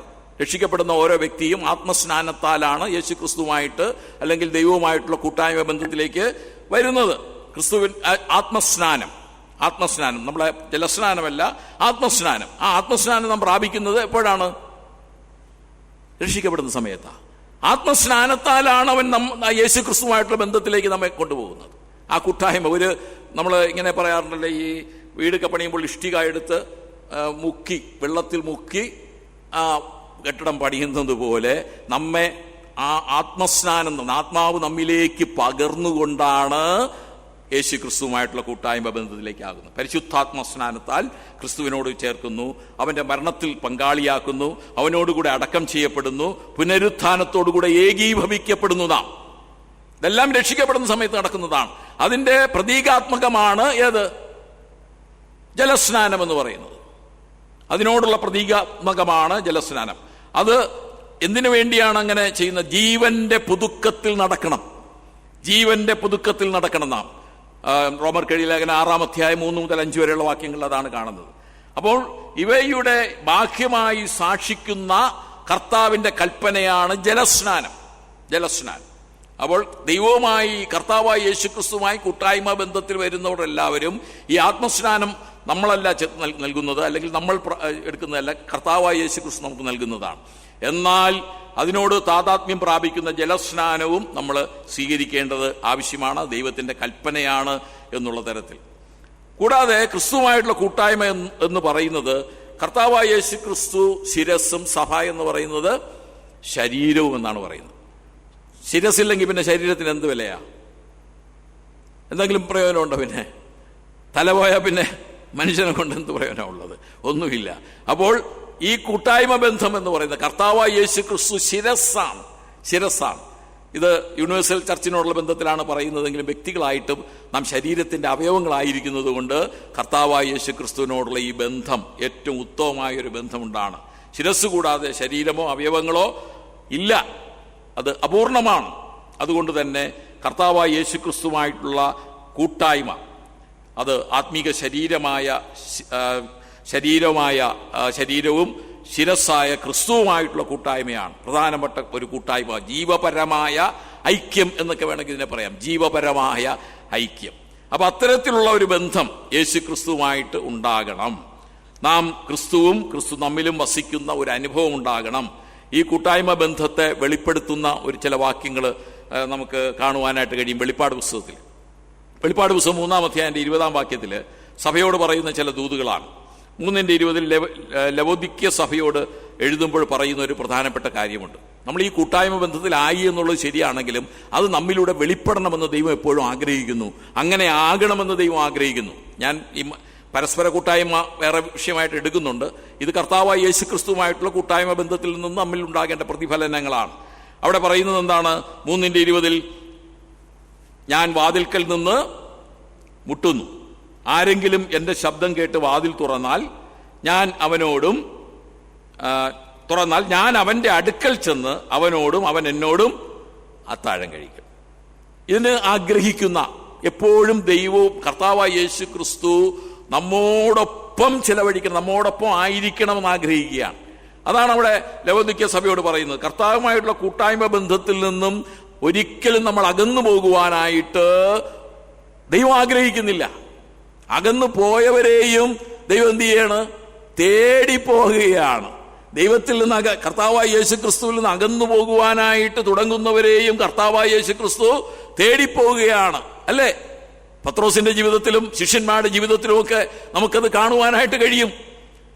പത്രോസ് പറഞ്ഞു, യേശു ക്രിസ്തു പ്രത്യക്ഷപ്പെട്ടതിന് ശേഷമാണ്, പുനരുത്ഥാനത്തിന് ശേഷം, അല്ലെങ്കിൽ അവൻ ഉയർത്തെഴുന്നേറ്റതിന് ശേഷം പ്രത്യക്ഷപ്പെട്ടതിന് ശേഷമാണ് പത്രോസ് പറയുന്നത്, ഞാൻ മീൻ പിടിക്കാൻ പോകുന്നു എന്ന് പറഞ്ഞു പോകുന്നത്. പക്ഷേ ദൈവം അവനെ തള്ളിക്കളഞ്ഞില്ല.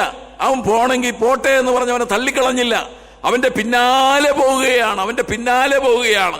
മാത്രവുമല്ല, അവരുമായിട്ടുള്ള കൂട്ടായ്മ ബന്ധം അവർ ക്ഷീണിച്ച് കടന്നു വന്നപ്പോൾ അവർക്കായിട്ട് കനനിൽ ചുട്ട അപ്പവും മീനുമായിട്ട് കാത്തിരിക്കുക. അത് അവർ പിടിച്ച മീനൊന്നുമല്ല, ആണോ? പിന്നീടാണ് പറയുന്നത്, നിങ്ങൾ പിടിച്ചതിൽ ചിലത് കൊണ്ടുവരാൻ പിന്നീടാ പറയുന്നത്. ആ മീനെന്ന് പറയുന്നത് എവിടെ നിന്നും നമുക്ക് അറിഞ്ഞുകൂടാ. എന്തായാലും അവൻ ആ ക്ഷീണിച്ചു വരുന്ന അവരെ തന്നെ കൂട്ടായ്മയിലേക്ക് കൊണ്ടുവരുന്നതിന് വേണ്ടി അവിടെ അപ്പവും മീനുമായിട്ട് കാത്തിരിക്കുക. പഴയ നിയമത്തിലും ഇങ്ങനെയുള്ള ഭക്തന്മാരുണ്ടല്ലോ. ദൈവത്തിന്റെ സാന്നിധ്യത്തിൽ നിന്നും ഓടിപ്പോകുവാൻ ആഗ്രഹിച്ച ഏലിയാവ്, എനിക്ക് മരിച്ചാൽ മതി, എനിക്കിനി ജീവിക്കണ്ട, ദൈവം എന്നോട് ഇങ്ങനെയാണോ ചെയ്യുന്നതെന്നുള്ള തരത്തിൽ അവിടെ ചെന്ന് ചൂരച്ചെടിയുടെ തണലിലിരിക്കുകയാണ് ഏലിയാവ്. അവിടേക്ക് ദൈവം കടന്നു പോകുകയാ. എങ്ങനെയാ കടന്നു പോകുന്നത്? അവൻ നടന്ന് ക്ഷീണിച്ചിരിക്കുന്നു.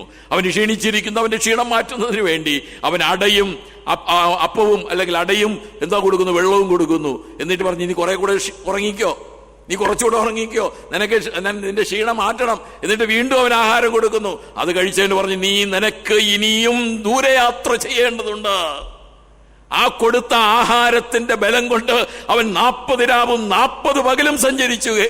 അവിടെ ഹോരേബോളം, ദൈവത്തിന്റെ പർവ്വതമായ ഹോരേബോളം 40 രാവും 40 പകലും അവന് സഞ്ചരിക്കുവാനായിട്ട് കഴിഞ്ഞു എന്നുള്ളത്.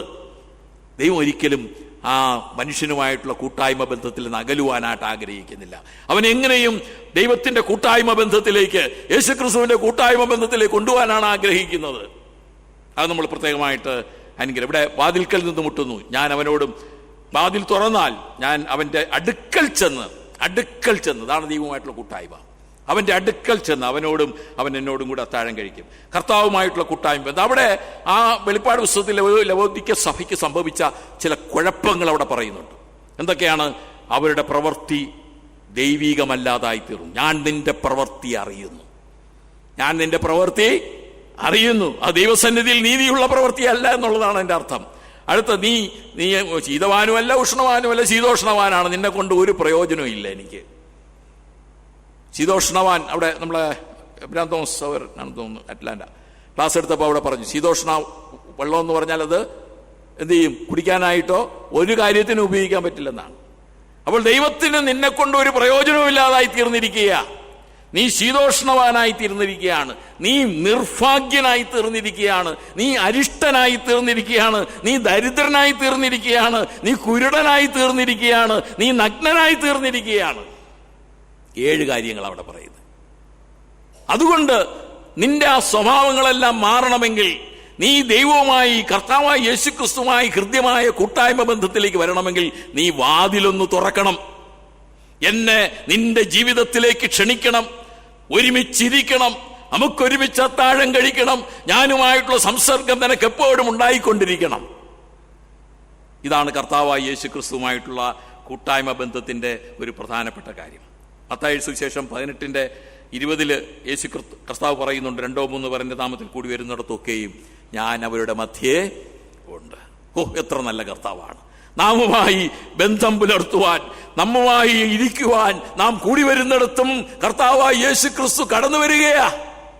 ഞാൻ നിങ്ങളുടെ മധ്യേ ഉണ്ട്. കർത്താവ് എല്ലായ്പ്പോഴും നമ്മോട് ആയിരിക്കുവാനും നാമുമായിട്ടുള്ള കൂട്ടായ്മ ബന്ധം പുലർത്തുവാനും ആഗ്രഹിക്കുന്നു. മത്തായി 28:20 ശിഷ്യന്മാർക്ക് നിയോഗം കൊടുത്തിട്ട് അവസാനം പറഞ്ഞൊരു കാര്യമുണ്ട്, ഞാനോ ലോകാവസാനത്തോളം എല്ലാ നാളും നിങ്ങളോട് കൂടെയിരിക്കും. ലോകത്തിൽ നിങ്ങൾക്ക് കഷ്ടമുണ്ടെങ്കിലും നിങ്ങൾ ധൈര്യപ്പെടുവിൻ, ഞാനോ ലോകത്തെ ജയിച്ചിരിക്കുന്നു. ആ ലോകത്തെ ജയിച്ച വലിയവനായ ദൈവമാണ് കർത്താവായ യേശു ക്രിസ്തു. ലോകാവസാനത്തോളം നിങ്ങളോട് കൂടെയുണ്ട്. കർത്താവായ യേശു ക്രിസ്തുവിൻ്റെ കൂട്ടായ്മ ബന്ധം എന്ന് പറയുന്നത് എത്ര ഹൃദ്യമാണ്. ഈ കൂട്ടായ്മ ബന്ധം നിലനിർത്താനും സുദൃഢമാക്കുവാനും നമ്മുടെ ഭാഗത്തു നിന്ന് ചില ശ്രമങ്ങൾ ആവശ്യമാണ്. 1 യോഹന്നാൻ 1:7 നമ്മൾ വായിച്ചു, നാം വെളിച്ചത്തിൽ നടക്കണം. അവൻ വെളിച്ചത്തിൽ ഇരിക്കുന്നത് പോലെ നാം വെളിച്ചത്തിൽ നടക്കുന്നുവെങ്കിൽ നമുക്ക് തമ്മിൽ കൂട്ടായ്മയുണ്ട്. വെളിച്ചത്തിലായിരിക്കുക എന്നുള്ളത് വിശുദ്ധ ജീവിതത്തെ കാണിക്കുന്നതാണ്. അത് നമ്മിൽ ഉണ്ടാകണം. അതുപോലെ 2 കൊരിന്ത്യർ 6:14 നിങ്ങൾ അവിശ്വാസികളോട് ഇണയില്ല, പിണ കൂടരുത്, നീതിക്കോ ധർമ്മത്തിനും തമ്മിൽ എന്തൊരു ചേർച്ച, വെളിച്ചത്തിന് ഇരുളിനോട് എന്തൊരു കൂട്ടായ്മ. നമ്മുടെ കൂട്ടായ്മ ബന്ധങ്ങൾ അത്തരത്തിലുള്ള ബന്ധങ്ങളായിരിക്കണം. ഒരു വിശ്വാസിയുടെ ആത്മീകവും ഭൗതികവുമായ ബന്ധങ്ങളെല്ലാം ഈ കർത്താവായ യേശു ക്രിസ്തുവുമായിട്ടുള്ള കൂട്ടായ്മ ബന്ധത്തിന്റെ അടിസ്ഥാനത്തിലായിരിക്കണം. അതാണ് അവിടെ പറയുന്നത്. നമ്മുടെ ആത്മീകമായ കൂട്ടായ്മ ബന്ധമായിക്കോട്ടെ, ഭൗതികമായ കൂട്ടായ്മ ബന്ധങ്ങളായിക്കോട്ടെ, അതിൻ്റെ എല്ലാം അടിസ്ഥാനം യേശു ക്രിസ്തുവുമായിട്ടുള്ള ആ ബന്ധം വിട്ട് നമുക്ക് ഒരു ബന്ധവും പാടില്ല. അതാണ് അവിടെ പറയുന്ന 2 കൊരിന്ത്യർ ലേഖനത്തിൽ പറയുന്നത്. മാത്രവുമല്ല, അപ്പോൾ യേശു ക്രിസ്തുവിനോട് കൂട്ടായ്മ ബന്ധത്തിൽ നമ്മൾ അടക്കുവാൻ ആഗ്രഹിക്കുമ്പോൾ നമ്മുടെ ഭാഗത്തു നിന്നുണ്ടാകേണ്ട ഒരു പ്രധാനപ്പെട്ട കാര്യം, നാം വെളിച്ചത്തിൽ നടക്കണം, വിശുദ്ധിയിലായിരിക്കണം, സത്യത്തിലായിരിക്കണം, നീതിയിലായിരിക്കണം. മറ്റൊന്ന്, യേശു ക്രിസ്തുവിന് വേണ്ടി കഷ്ടം സഹിക്കുവാനുള്ളൊരു മനസ്സ് നമുക്കുണ്ടാകണം. എന്നാലേ യേശു ക്രിസ്തുവുമായിട്ടുള്ള നമ്മുടെ കൂട്ടായ്മ ബന്ധം ദൃഢമാക്കുവാൻ നമുക്ക് കഴിയുള്ളൂ. യേശു ക്രിസ്തു ആഗ്രഹിക്കുന്നു, അതൊക്കെ ശരിയാ. പക്ഷെ നമ്മുടെ ഭാഗത്തു നിന്നും ചില സ്റ്റെപ്പുകൾ നമുക്കുണ്ടാകേണ്ടിയിരിക്കുന്നു. യേശു ക്രിസ്തുവിന് വേണ്ടി കഷ്ടം സഹിപ്പാൻ, അല്ലേ? ഫിലിപ്പിയർക്ക് ലേഖനം 3-ാം അധ്യായം അതിന്റെ 10-11 വാക്യങ്ങളിൽ പൗലൂസ് പറയുന്ന ഒരു കാര്യമുണ്ട്. അവന്റെ മരണത്തോട്, ഫിലിപ്പിയർക്ക് ലേഖനം 3:10-11, അവന്റെ മരണത്തോട് അനുരൂപപ്പെട്ടിട്ട് അവനെയും അവന്റെ പുനരുത്ഥാനത്തിന്റെ ശക്തിയെയും അവന്റെ കഷ്ടാനുഭവങ്ങളുടെ കൂട്ടായ്മയെയും അനുഭവിച്ചറിയേണ്ടതിനും ഇങ്ങനെ വല്ല വിധേനയും മരിച്ചവരുടെ ഇടയിൽ നിന്നുള്ള പുനരുത്ഥാനം പ്രാപിക്കണമെന്ന് വെച്ച് ഞാൻ അവന്റെ നിമിത്തം എല്ലാം ഉപേക്ഷിച്ച് ചവറ് എന്നെണ്ണുന്നു. നമുക്ക് യേശുക്രിസ്തുവുമായിട്ടുള്ള കൂട്ടായ്മ ബന്ധം ശരിയായ തരത്തിൽ നിലനിർത്തുവാൻ നമ്മുടെ ഭാഗത്തുനിന്ന് ഉണ്ടാകേണ്ട ഒരു പ്രധാനപ്പെട്ട സ്റ്റെപ്പ് ഇതാണ്. അവന് വേണ്ടി കഷ്ടം സഹിപ്പാൻ, അവന് വേണ്ടി ത്യജിക്കുവാൻ, അവന് വേണ്ടി സഹിക്കുവാൻ നമ്മൾ തയ്യാറാകണം. കർത്താവിന് വേണ്ടിയും അവൻ നിമിത്തവും എന്തു വേണമെങ്കിലും ത്യജിക്കുവാനുള്ള ഒരു സന്നദ്ധത, ഉപേക്ഷിക്കുവാനുള്ള ഒരു സന്നദ്ധത നമ്മുടെ ജീവിതത്തിൽ ഉണ്ടാകണം. ഇതാണ് 2-ാമത്തെ കാര്യം. 1-ാമത് ഞാൻ പറഞ്ഞത്, യേശു ക്രിസ്തുവായിട്ടുള്ള കൂട്ടായ്മ ബന്ധം ആഗ്രഹിക്കുമ്പോൾ നമ്മുടെ ഭാഗത്തുനിന്ന് ഉണ്ടാകേണ്ടത് നാം വെളിച്ചത്തിൽ നടക്കണം. 2-ാമത്, കർത്താവായ യേശു ക്രിസ്തുവിന് വേണ്ടി കഷ്ടം സഹിപ്പാൻ, കാര്യങ്ങൾ ത്യജിക്കുവാൻ, എന്തെങ്കിലുമൊക്കെ വിടേണ്ടി വന്നാൽ, ഉപേക്ഷിക്കേണ്ടി വന്നാൽ ഉപേക്ഷിപ്പാൻ വരെ നമ്മൾ തയ്യാറാകണമെന്നുള്ളതാണ്. 3-ാമത്തെ കാര്യം എന്ന് പറയുന്നത് അവന്റെ കൽപ്പനകൾ പ്രമാണിക്കണം. 1 കൊരിന്ത്യർ 10:16 നാം അനുഗ്രഹിക്കുന്ന എന്ന് പറഞ്ഞാൽ അവിടുത്തെ ശരിയായിട്ട് അർത്ഥം നാം സ്തോത്രം ചെയ്യുന്ന, നന്ദി പറയുന്ന എന്നുള്ള എൻ്റെ ശരിയായിട്ടുള്ള ട്രാൻസ്ലേഷൻ. നാം അനുഗ്രഹിക്കുന്ന അനുഗ്രഹപാത്രം ക്രിസ്തുവിന്റെ രക്തത്തിന്റെ കൂട്ടായ്മയല്ലയോ? നാം നുറുക്കുന്ന അപ്പം ക്രിസ്തുവിന്റെ ശരീരത്തിന്റെ കൂട്ടായ്മയല്ലയോ? ഇത് കർത്താവ് ഏൽപ്പിച്ചു തന്ന ഒരു കൽപ്പനയാണ്. ഇത് ആചരിക്കുന്നത് ഒരു കൂട്ടായ്മയല്ല. എന്നാൽ ഇത് ആചരിക്കുന്നവർ കർത്താവുമായിട്ടുള്ള കൂട്ടായ്മ ബന്ധത്തിൽ തന്നെ ആയിരിക്കണം.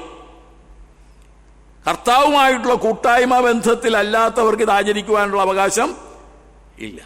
അവന്റെ കൽപ്പനകൾ പ്രമാണിക്കണം എന്നുള്ളതാണ്. അപ്പം നുറുക്കൽ എന്ന് പറയുന്നത് അതിൽ തന്നെ ഒരു കൂട്ടായ്മയല്ല. അത് അതിനോട് അത് ഏകീഭവിക്കുന്നത് കൂട്ടായ്മത്തെക്കാണ്. എന്നാൽ അതിൽ പങ്കെടുക്കുന്നവർ കർത്താവുമായിട്ടുള്ള കൂട്ടായ്മ ബന്ധത്തിലാകണം. അത് പ്രധാനമായിട്ട് നമ്മൾ മനസ്സിലാക്കിയിരിക്കേണ്ട ഒരു കാര്യം. കർത്താവുമായുള്ള കൂട്ടായ്മ ബന്ധം കാണിക്കുന്ന മറ്റൊരു പ്രധാനപ്പെട്ട കൽപ്പന തന്നെയാണ് സ്നാനം. സ്നാനം ആദ്യമായിട്ട് രക്ഷിക്കപ്പെട്ട എല്ലാവരും നിർവഹിക്കേണ്ട ഒരു പ്രധാനപ്പെട്ട കാര്യമായിരിക്കുന്നു സ്നാനം. കർത്താവിൻ്റെ മരണത്തോടും അടക്കത്തോടും പുനരുത്ഥാനത്തോടും ഏകീഭവിക്കുന്നത് നമ്മൾ പുറമേ കാണിക്കുന്ന ഒന്നാണ് സ്നാനം എന്നുള്ളത് നമ്മൾ മനസ്സിലാക്കിയിരിക്കുക. അപ്പം ഇത്രയും കാര്യങ്ങളാണ് യേശുക്രിസ്തുവുമായിട്ടുള്ള കൂട്ടായ്മ ബന്ധം. യേശുക്രിസ്തുവുമായിട്ടുള്ള കൂട്ടായ്മ ബന്ധം എപ്പോഴും കർത്താവ് യേശുക്രിസ്തു നമ്മോട് കൂട്ടായ്മ ബന്ധം പുലർത്തുവാനായിട്ട് ആഗ്രഹിക്കുകയാണ്. അവന് യേശുക്രിസ്തു നമ്മളോട് കൂട്ടായ്മ ബന്ധം സ്ഥാപിക്കുന്നത്, പുലർത്താൻ ആഗ്രഹിക്കുന്നത് ഒരു വ്യത്യാസവും കൂടാതെ എല്ലാവരുമായിട്ട് കൂട്ടായ്മ ബന്ധം പുലർത്തുവാൻ ആഗ്രഹിക്കുന്ന വലിയവനായ ദൈവം. എന്നാൽ നമ്മിലും അതിനനുസരിച്ച് ചില പ്രതിഫലനങ്ങളും ചില കാര്യങ്ങളും നമ്മിൽ നിന്നുണ്ടാകേണ്ടതുണ്ട് എന്നുള്ള കാര്യമാണ് ഞാൻ പറഞ്ഞത്. അടുത്ത ഒരു കാര്യം കൂടെ പറഞ്ഞ് ഞാൻ ഇന്നത്തെ ക്ലാസ് അങ്ങ് അവസാനിപ്പിക്കട്ടെ. മൂന്നാമത്തെ ദൈവത്വവുമായിട്ടുള്ള കൂട്ടായ്മ എന്ന് പറയുന്നത് പരിശുദ്ധാത്മാവുമായിട്ടുള്ള കൂട്ടായ്മയാണ്. ഒന്നാമത് പിതാവുമായിട്ടുള്ള കൂട്ടായ്മ ബന്ധം നമ്മൾ കണ്ടു, അത് യേശുക്രിസ്തുവിലൂടെയാണ് ഉണ്ടാകുന്നത്, അത് നമ്മൾ കണ്ടു. രണ്ടാമത് യേശുക്രിസ്തുവുമായിട്ടുള്ള കൂട്ടായ്മ ബന്ധം അത് ദൃശ്യമാണ്, അത് നമുക്ക് നേരിട്ട് ഉണ്ടാകുന്ന ബന്ധമാണ്. അത് എല്ലാവരും ഉണ്ടാകുന്ന പിതാവുമായിട്ട് കൂട്ടായ്മ ബന്ധത്തിലുണ്ട് എന്ന് പറഞ്ഞാൽ മാത്രം പോലെ യേശുക്രിസ്തുവുമായിട്ടുള്ള കൂട്ടായ്മ ബന്ധത്തിലും ആണ്. അടുത്ത പരിശുദ്ധാത്മാവുമായിട്ടുള്ള കൂട്ടായ്മ ബന്ധവും ഇതിനോട് ബന്ധിച്ച് തന്നെ ചിന്തിക്കേണ്ട ആവശ്യമുണ്ട്. കൊരിന്ത്യർക്ക് എഴുതിയ 2-ാമത്തെ ലേഖനം 13-ാമത്തെ അധ്യായം 14-ാമത്തെ വാക്യം, കർത്താവായ യേശുക്രിസ്തുവിന്റെ കൃപയും ദൈവത്തിന്റെ സ്നേഹവും പരിശുദ്ധാത്മാവിന്റെ കൂട്ടായ്മയും നിങ്ങളോട് എല്ലാവരോടും കൂടെ ഇരിക്കുമാറാകട്ടെ. പൗലോസ് ആശംസിക്കുക, ആശീർവദിക്കുക. എന്താ പറഞ്ഞ? പരിശുദ്ധാത്മാവിന്റെ കൂട്ടായ്മ നിങ്ങളോടുകൂടെ ഉണ്ടാകണം. രക്ഷിക്കപ്പെടുന്ന ഒരു വ്യക്തിയിൽ പരിശുദ്ധാത്മാവ് വസിക്കുന്നുണ്ട്. ഈ പരിശുദ്ധാത്മാവായ ദൈവവുമായിട്ടുള്ള കൂട്ടായ്മ ബന്ധത്തിലാണ് ഓരോ വിശ്വാസിയും ജീവിക്കേണ്ടത്. പരിശുദ്ധാത്മാവുമായിട്ടുള്ള കൂട്ടായ്മ ബന്ധത്തിൽ വേണം ജീവിക്കാൻ. അതിനാണ് പരിശുദ്ധാത്മാവിനെ നമ്മുടെ ഹൃദയങ്ങളിലേക്ക് പകർന്നിരിക്കുന്നത്. അത് നമ്മൾ മനസ്സിലാക്കണം. പരിശുദ്ധാത്മാവിന്റെ ആലോചനയ്ക്ക് വഴിപ്പെട്ട് ജീവിക്കുക എന്നുള്ളതാണ് പരിശുദ്ധാത്മാവുമായിട്ടുള്ള കൂട്ടായ്മ ബന്ധത്തിൽ ജീവിക്കുക എന്ന് പറഞ്ഞാൽ. പരിശുദ്ധാത്മാവ് നമ്മെ സകല സത്യത്തിലും വഴി നടത്തുന്നവനാണ്, നമ്മെ വഴി കാണിച്ചു തരുന്നവനാണ്, നാം നടക്കേണ്ട പാത കാണിച്ചു തരുന്നവനാണ്. ആ പരിശുദ്ധാത്മാവിന്റെ ആലോചനയ്ക്ക് വിധേയമാകണം. ഞാൻ ഒരു വാക്യം മാത്രം അതോടുള്ള ബന്ധത്തിൽ പരാമർശിച്ച് ഈ ഭാഗത്തിൽ നിന്നും ഞാൻ വിരമിക്കുകയാണ്. ഫിലിപ്പിയർക്ക് ലേഖനം 2-ാം അധ്യായം 1-2 വാക്യങ്ങൾ നമ്മളെപ്പോഴും വായിക്കുന്ന വാക്യമാണ്. ഫിലിപ്പിയർക്ക് ലേഖനം 2-ാമത്തെ അധ്യായം 1-2 വാക്യങ്ങൾ. 1-ാമത്തെയും 2-ാമത്തെയും വാക്യം അവിടെ ആത്മാവിന്റെ കൂട്ടായ്മയെക്കുറിച്ച് പറയുന്നുണ്ട്. ക്രിസ്തുവിൽ വല്ല പ്രബോധനവും ഉണ്ടെങ്കിൽ, സ്നേഹത്തിന്റെ വല്ല ആശ്വാസവും ഉണ്ടെങ്കിൽ. എത്ര പൗലോസിന്റെ ആ അപേക്ഷ എത്ര ഭയങ്കരമാണ്! ആശ്വാസം ഉണ്ടെങ്കിൽ. അടുത്ത് പറയുന്നതാണ് ആത്മാവിന്റെ വല്ല കൂട്ടായ്മയും ഉണ്ടെങ്കിൽ. ആത്മാവിന്റെ കൂട്ടായ്മയുണ്ടെങ്കിൽ അടുത്ത് പറയുന്നതാണ് വല്ല ആർദ്രതയും മനസ്സലിവും ഉണ്ടെങ്കിൽ നിങ്ങൾ ഏക മനസ്സുള്ളവരായി ഏക സ്നേഹം കൊണ്ട് ഐകമത്യപ്പെട്ട് ഏകഭാവമുള്ളവരായി എൻ്റെ സന്തോഷം പൂർണ്ണമാക്കുവിൻ. ആത്മാവിന്റെ കൂട്ടായ്മയിൽ നിന്നും നമ്മിലുണ്ടാകേണ്ട ചില പ്രതിഫലനങ്ങൾ അവിടെ എടുത്തു പറയുകയാണ്. ആത്മാവിന്റെ കൂട്ടായ്മ എല്ലാ വിശ്വാസികളിലും ഉണ്ട്. ആത്മാവ് നമ്മിൽ വസിക്കുന്നുണ്ട്. എന്നാൽ ആ ആത്മാവിന്റെ കൂട്ടായ്മ നമ്മൾ വെളിപ്പെടുത്തേണ്ടത്, ആ ആത്മാവിന്റെ കൂട്ടായ്മ നമ്മൾ ദൃശ്യമാക്കേണ്ടത് ഇങ്ങനെയാണ്. നമ്മിൽ എന്തുണ്ടാകണം? ആർദ്രത ഉണ്ടാകണം എന്ന് പറഞ്ഞാൽ, ആർദ്രത എന്ന് പറഞ്ഞാൽ സഹാനുഭൂതി, അല്ലെ? സഹാനുഭൂതി ഉണ്ടാകണം. സഹതപിക്കുവാനും മറ്റുള്ളവരോട് അനുകമ്പ കാണിക്കുവാനുമുള്ള ആ ഒരു പ്രതിബദ്ധത നമുക്കുണ്ടാകണം. ആർദ്രത, സഹാനുഭൂതിയോടുകൂടിയ പെരുമാറ്റത്തെയാണ് ആർദ്രത എന്ന് പറയുന്നത്. മനസ്സലിവുണ്ടാകണം. ഇതെല്ലാം യേശുക്രിസ്തുവിലുള്ള സ്വഭാവങ്ങളാണ് കേട്ടോ. യേശുക്രിസ്തുവിലുള്ള സ്വഭാവങ്ങളാണ് ഈ പരിശുദ്ധാത്മാവിൽ നമ്മൾ കൂട്ടായ്മ ഉണ്ടാകുമ്പോൾ നമ്മിലുണ്ടാകേണ്ടത്. നമ്മൾക്ക് കർത്താവ് യേശുക്രിസ്തു പല അത്ഭുതങ്ങളും കാണിച്ചത് എന്തിന്? മനസ്സലിഞ്ഞിട്ടാ, ഇല്ലേ? വിശന്ന പുരുഷാരത്തെ അങ്ങനെ തന്നെ പറഞ്ഞുവിടാനായിട്ട് ശിഷ്യന്മാരാഗ്രഹിച്ചു. അവർ വന്ന് പറഞ്ഞു, എന്താ? അവരെ പറഞ്ഞയക്കണം. ഇത്രയും സമയമൊക്കെ ഇത്രയായി, അവർ വിശന്നിരിക്കുന്നു, അവർക്കിനി വീട്ടിൽ ചെന്ന് ഭക്ഷണമൊക്കെ കഴിക്കേണ്ടതാ. അപ്പോഴാണ് പറഞ്ഞത്, നിങ്ങൾ അവർക്ക് ആഹാരം കൊടുക്കുക. അവരോട് മനസ്സലിവ് തോന്നി എന്ന് തന്നെ അവിടെ എഴുതി വെച്ചിട്ടുണ്ട്. അപ്പോൾ കർത്താവായ യേശുക്രിസ്തു മനസ്സലിവുള്ളവനാണ്. ആ മനസ്സലിവ് നമ്മിൽ ഉണ്ടാകണമെന്നാണ് പറയുന്നത്. അടുത്ത് പറയുന്ന ഏക മനസ്സ് എന്ന് പറഞ്ഞാൽ ഒരേ ചിന്തയുള്ളവരാകണം. കർത്താവായ യേശു ക്രിസ്തു പരിശുദ്ധാത്മാവിനോടുള്ള കൂട്ടായ്മ ഉണ്ടാകുമ്പോൾ നമ്മുടെ ചിന്ത എന്ന് പറയുന്നത് ദൈവവുമായിട്ടുള്ള ദൈവോന്മുഖമായ ചിന്തയാകണം. ദൈവോന്മുഖമായ ചിന്തയാകണം. മറ്റൊന്ന് ഏകസ്നേഹം എന്ന് പറഞ്ഞാൽ മുഖപക്ഷം കൂടാതെയുള്ള സ്നേഹം. അതാണ് ഏകസ്നേഹം എന്നുള്ളത് കൊണ്ട് അർത്ഥമാക്കുന്നത്. ഐകമത്യം എന്ന് പറഞ്ഞാൽ ഇല്ലാതിരിക്കുക എന്നുള്ളതാണ് ഐകമത്യം എന്നുള്ളത് കൊണ്ട് ഉദ്ദേശിക്കുന്നത്. ഏകഭാവം എന്ന് പറയുന്നത് നമ്മുടെ ലക്ഷ്യം ഉദ്ദേശ്യമെല്ലാം ഒന്നാകണം. യേശു ക്രിസ്തു ആകണം നമ്മുടെ ലക്ഷ്യം, ഉദ്ദേശ്യം ഒക്കെ. ഇങ്ങനെ ആകുമ്പോൾ പരിശുദ്ധാത്മാവുമായിട്ടുള്ള കൂട്ടായ്മ ബന്ധത്തിലാണ്. ആ കൂട്ടായ്മ ബന്ധത്തിലാകുമ്പോൾ നമ്മുടെ സന്തോഷം പൂർണ്ണമാകും. നമ്മുടെ സന്തോഷം പലപ്പോഴും ഇല്ലാതായി തീരുന്നത് ഇതൊന്നും നമ്മിൽ ഇല്ലാതാകുമ്പോഴാണ്. പരിശുദ്ധാത്മാവുമായിട്ടുള്ള കൂട്ടായ്മ ബന്ധത്തിൽ നിന്ന് അകന്നു പോകുമ്പോഴാണ്. യേശു ക്രിസ്തുവുമായിട്ടുള്ള കൂട്ടായ്മ ബന്ധം ഇല്ലാതാകുമ്പോഴാണ് നമ്മുടെ സന്തോഷം പലപ്പോഴും അപൂർണമായിട്ട് നിലകൊള്ളുന്നത്. യോഹന്നാന്റെ സുവിശേഷം 14:16 എന്നാൽ ഞാൻ പിതാവിനോട് ചോദിക്കും, സത്യത്തിന്റെ ആത്മാവെന്ന മറ്റൊരു കാര്യസ്ഥനെ, അതർ കംഫർട്ടർ എന്നാണ് ഇംഗ്ലീഷിൽ അല്ലേ, മറ്റൊരു കാര്യസ്ഥൻ, മറ്റൊരു ആശ്വാസപ്രദൻ, അതാണ് പരിശുദ്ധാത്മാവ്. മറ്റൊരു കാര്യസ്ഥൻ എന്നേക്കും നിങ്ങളോടുകൂടെ ഇരിക്കേണ്ടതിന് അയക്കും. അവൻ ഒരു കംഫർട്ടറാണ്, അനദർ കംഫർട്ടറാണ്. മറ്റൊരു യഥാർത്ഥ കാര്യസ്ഥൻ കർത്താവായ യേശു ക്രിസ്തുവാണ്. പരിശുദ്ധാത്മാവ് മറ്റൊരു കംഫർട്ടറായിട്ട്, മറ്റൊരു ആശ്വാസപ്രദനായിട്ട് നമുക്ക് വേണ്ടി തന്നിരിക്കുകയാണ്. സ്പിരിറ്റ് ഓഫ് ട്രൂത്ത് ആണ് അവൻ, സത്യത്തിന്റെ ആത്മാവാണ്. ഈ ആത്മാവ് നമ്മെ ആശ്വസിപ്പിക്കുകയും സത്യത്തിൽ നടക്കുവാനായിട്ട് നമുക്ക് ആലോചന പറഞ്ഞു തരികയും ചെയ്യും. നമ്മളെ ആ കൂട്ടായ്മ ബന്ധത്തിലേക്ക് കൊണ്ടുവരും. ആത്മാവിനെ അനുസരിക്കാതെ വരുമ്പോൾ ഈ കൂട്ടായ്മ ബന്ധം നമ്മിലില്ലാതെ വരും. പരിശുദ്ധാത്മാവിന്റെ സാന്നിധ്യമാണ് നമ്മിലെപ്പോഴും ദൈവിക സാന്നിധ്യമൊക്കെ ഉണ്ടാക്കുന്നത്. 1 യോഹന്നാൻ 3:24 അവന്റെ കൽപ്പനയെ പ്രമാണിക്കുന്നവൻ അവനിലും അവൻ ഇവനിലും വസിക്കുന്നു, അവൻ നമ്മിൽ വസിക്കുന്നുവെന്ന് അവൻ നമുക്ക് തന്ന ആത്മാവിനാൽ നാം അറിയും. ദൈവവുമായിട്ടുള്ള കൂട്ടായ്മ ബന്ധത്തിന്റെ പ്രതിഫലനം നമ്മിൽ ഉണ്ടാകുന്നത് ഈ ആത്മാവിന്റെ കൂട്ടായ്മ ബന്ധത്തിലൂടെയാണ്. 1 കൊരിന്ത്യർ 3:16 നിങ്ങൾ ദൈവത്തിന്റെ മന്ദിരമെന്നും ദൈവത്തിന്റെ ആത്മാവ് നിങ്ങളിൽ വസിക്കുന്നുവെന്നും നിങ്ങൾ അറിയുന്നില്ലയോ?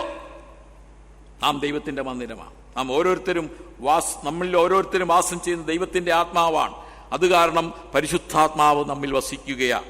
1 കൊരിന്ത്യർ 6:19 ദൈവത്തിന്റെ ദാനമായി നിങ്ങളിലിരിക്കുന്ന പരിശുദ്ധാത്മാവിന്റെ മന്ദിരമാകുന്നു അല്ലേ, നിങ്ങളുടെ ശരീരമെന്നും നിങ്ങളെ വിലയ്ക്ക് വാങ്ങിയിരിക്കാൻ നിങ്ങൾ താങ്കൾക്ക് ഉള്ളവരല്ല എന്നും അറിയുന്നില്ലേ? ആകയാൽ നിങ്ങളുടെ ശരീരം കൊണ്ട് ദൈവത്തെ മഹത്വപ്പെടുത്തുക. ഈ ശരീരം കൊണ്ടും ദൈവത്തെ മഹത്വപ്പെടുത്തുവാൻ കടപ്പെട്ടിരിക്കും. കാരണം പരിശുദ്ധാത്മാവുമായിട്ടുള്ള കൂട്ടായ്മ ബന്ധം എന്ന് പറയുന്ന പരിശുദ്ധാത്മാവ് നമ്മിൽ ഇരിക്കുകയാണ്. നമ്മുടെ ശരീരം കൊണ്ട് ദൈവത്തെ മഹത്വപ്പെടുത്തണം. വിശുദ്ധ ജീവിതം നമ്മിൽ ഉണ്ടാകണം. റോമർ 8:9 നിങ്ങളോ ദൈവത്തിന്റെ ആത്മാവ് നിങ്ങളിൽ വസിക്കുന്നു വരികിൽ ജഡസ്വഭാവമുള്ളവരല്ല, ആത്മസ്വഭാവമുള്ളവരത്രേ. ആത്മാവ് വസിക്കുന്നവരിൽ നിന്നും ആത്മസ്വഭാവം ഉണ്ടാകണം. നിങ്ങൾ വീട്ടിൽ പോയി വായിച്ചു നോക്കിയാൽ മതി. ഗലാത്യർക്ക് എഴുതിയ ലേഖനം 5:16 മുതൽ 24 വരെയും അതുപോലെ തന്നെ 5:17 മുതൽ 5:22 മുതൽ 23 വരെ ആത്മാവിൻ്റെ പ്രവൃത്തികളും ജഡത്തിൻ്റെ പ്രവൃത്തികളും ആത്മാവിൻ്റെ പ്രവൃത്തികളെയും കുറിച്ച് അവിടെ പറയുന്നുണ്ട്. അപ്പോൾ ആത്മാവിൻ്റെ പ്രവൃത്തികളാണ് നമ്മിൽ നിന്നും ഉണ്ടാകേണ്ടത്. ആത്മാവിനെ അനുസരിച്ച് നടക്കുന്നുവെങ്കിൽ നമ്മൾ ന്യായപ്രമാണത്തിന് കീഴിലുള്ളവരല്ല. 5:19 മുതൽ 21 വരെ ജഡത്തിൻ്റെ പ്രവൃത്തികളാണ്. 22, 23 വാക്യങ്ങൾ ആത്മാവിന്റെ പ്രവൃത്തികളാണ്. ഗലാത്യർക്കെഴുതിയ ലേഖനമാണ്. അപ്പൊ ആത്മാവിന്റെ പ്രവൃത്തികൾ നമ്മിൽ ഉണ്ടാകുമ്പോൾ നമ്മൾ ന്യായപ്രമാണത്തിന്റെ കീഴിൽ നിന്നും വിടുതൽ പ്രാപിക്കുന്നൊന്നുമല്ല, ആത്മാവുമായിട്ടുള്ള കൂട്ടായ്മ ബന്ധത്തിലാകും. 5:24 ഈ ഗലാത്യർ 5:20 ക്രിസ്തുയേശുവിനുള്ളവർ ജഡത്തെ അതിന്റെ രാഗമോഹങ്ങളോടുകൂടെ ക്രൂശിച്ചിരിക്കുന്നു. ക്രിസ്തുയേശുവിനുള്ളവർ ജഡത്തെ രാഗമോഹങ്ങളോടുകൂടെ ക്രൂശിച്ചിരിക്കുന്നു. എന്നാൽ ജഡം ക്രൂശിക്കപ്പെടുമ്പോൾ ആത്മാവിന്റെ കൂട്ടായ്മ ബന്ധം സുദൃഢമാകുകയാണ് ചെയ്യുന്നത്. ആത്മസ്വഭാവം നമ്മിലേക്ക് പ്രതിഫലിക്കുകയാണ് ചെയ്യുന്നത്. അപ്പോൾ കാൽവറി ക്രൂശിൽ കർത്താവായ യേശു ക്രിസ്തു സ്ഥാപിച്ച ആ കൂട്ടായ്മ ബന്ധം, അതിലൂടെ നമ്മൾ പരിശുദ്ധാത്മാവിൻ്റെ കൂട്ടായ്മ ബന്ധത്തിലേക്ക് വരുന്നു. അപ്പോൾ ഇതിൻ്റെ കേന്ദ്രം എന്ന് പറയുന്നത് കർത്താവായ യേശു ക്രിസ്തു. കർത്താവായ യേശു ക്രിസ്തു വിശ്വസിക്കുന്നതിലൂടെ പിതാവുമായിട്ടുള്ള ബന്ധം, അതിലൂടെ പരിശുദ്ധാത്മാവിൻ്റെ കൂട്ടായ്മ ബന്ധം. എന്നാൽ ഇതിൻ്റെ ശരിയായി നമുക്ക് നേരിട്ട് കർത്താവായ യേശു ക്രിസ്തുവുമായിട്ടുള്ള ഒരു ബന്ധവും നമുക്ക് ലഭ്യമാകും. ഇതാണ് ശരിക്കുമുള്ള ക്രിസ്തീയ കൂട്ടായ്മ എന്ന് പറയുന്നത്. നമ്മൾ ഈ കൂട്ടായ്മയൊക്കെ പലതരത്തിൽ തെറ്റിദ്ധരിച്ചിട്ടുണ്ട്. കൂട്ടായ്മ, അപ്പം നുറുക്കലിനെയും കൂട്ടായ്മ എന്ന് പറയുന്നവരുണ്ട്. ഇന്ന് കൂട്ടായ്മ എടുത്തോന്നൊക്കെ അല്ലേ, ഇന്ന് കൂട്ടായ്മ എടുത്തോന്ന, അത് കൂട്ടായ്മയൊന്നുമല്ല. ദൈവമായിട്ടുള്ള കൂട്ടായ്മ ബന്ധത്തിലുള്ളവരെ അത് എടുക്കാവൂ യേശുക്രിസ്തു, എന്നാൽ അത് കൂട്ടായ്മയല്ല. കൂട്ടായ്മ എന്ന് പറഞ്ഞാൽ ഇതാ, പിതാവിനോട്, പുത്രനോട്, പരിശുദ്ധാത്മാവിനോടുള്ള ശരിയായ ദൃഢമായ ബന്ധം, അതിലൂടെ നമ്മൾ തമ്മിലുണ്ടാകുന്ന ബന്ധം, ഇതാണ് ക്രിസ്തീയ കൂട്ടായ്മ. ഇനി അടുത്ത ക്ലാസ്സിൽ അടുത്ത എൻ്റെ പ്രായോഗിക വശമാണ് പരസ്പര കൂട്ടായ്മ, ദൈവിക സ്നേഹത്തിൽ അധിഷ്ഠിതമായ കൂട്ടായ്മ. അതുകൂടെ കഴിഞ്ഞാൽ ഈ വിഷയം പൂർത്തീകരിക്കപ്പെടും എന്നാണ് വിചാരിക്കുന്നത്. ദൈവം സഹായിക്കട്ടെ. യഥാർത്ഥമായൊരു ദൈവികമായ കൂട്ടായ്മ നമ്മിലുണ്ടാകുവാൻ തക്കവണ്ണം ദൈവം നമ്മ ഓരോരുത്തരെയും സഹായിക്കുമാറാകട്ടെ.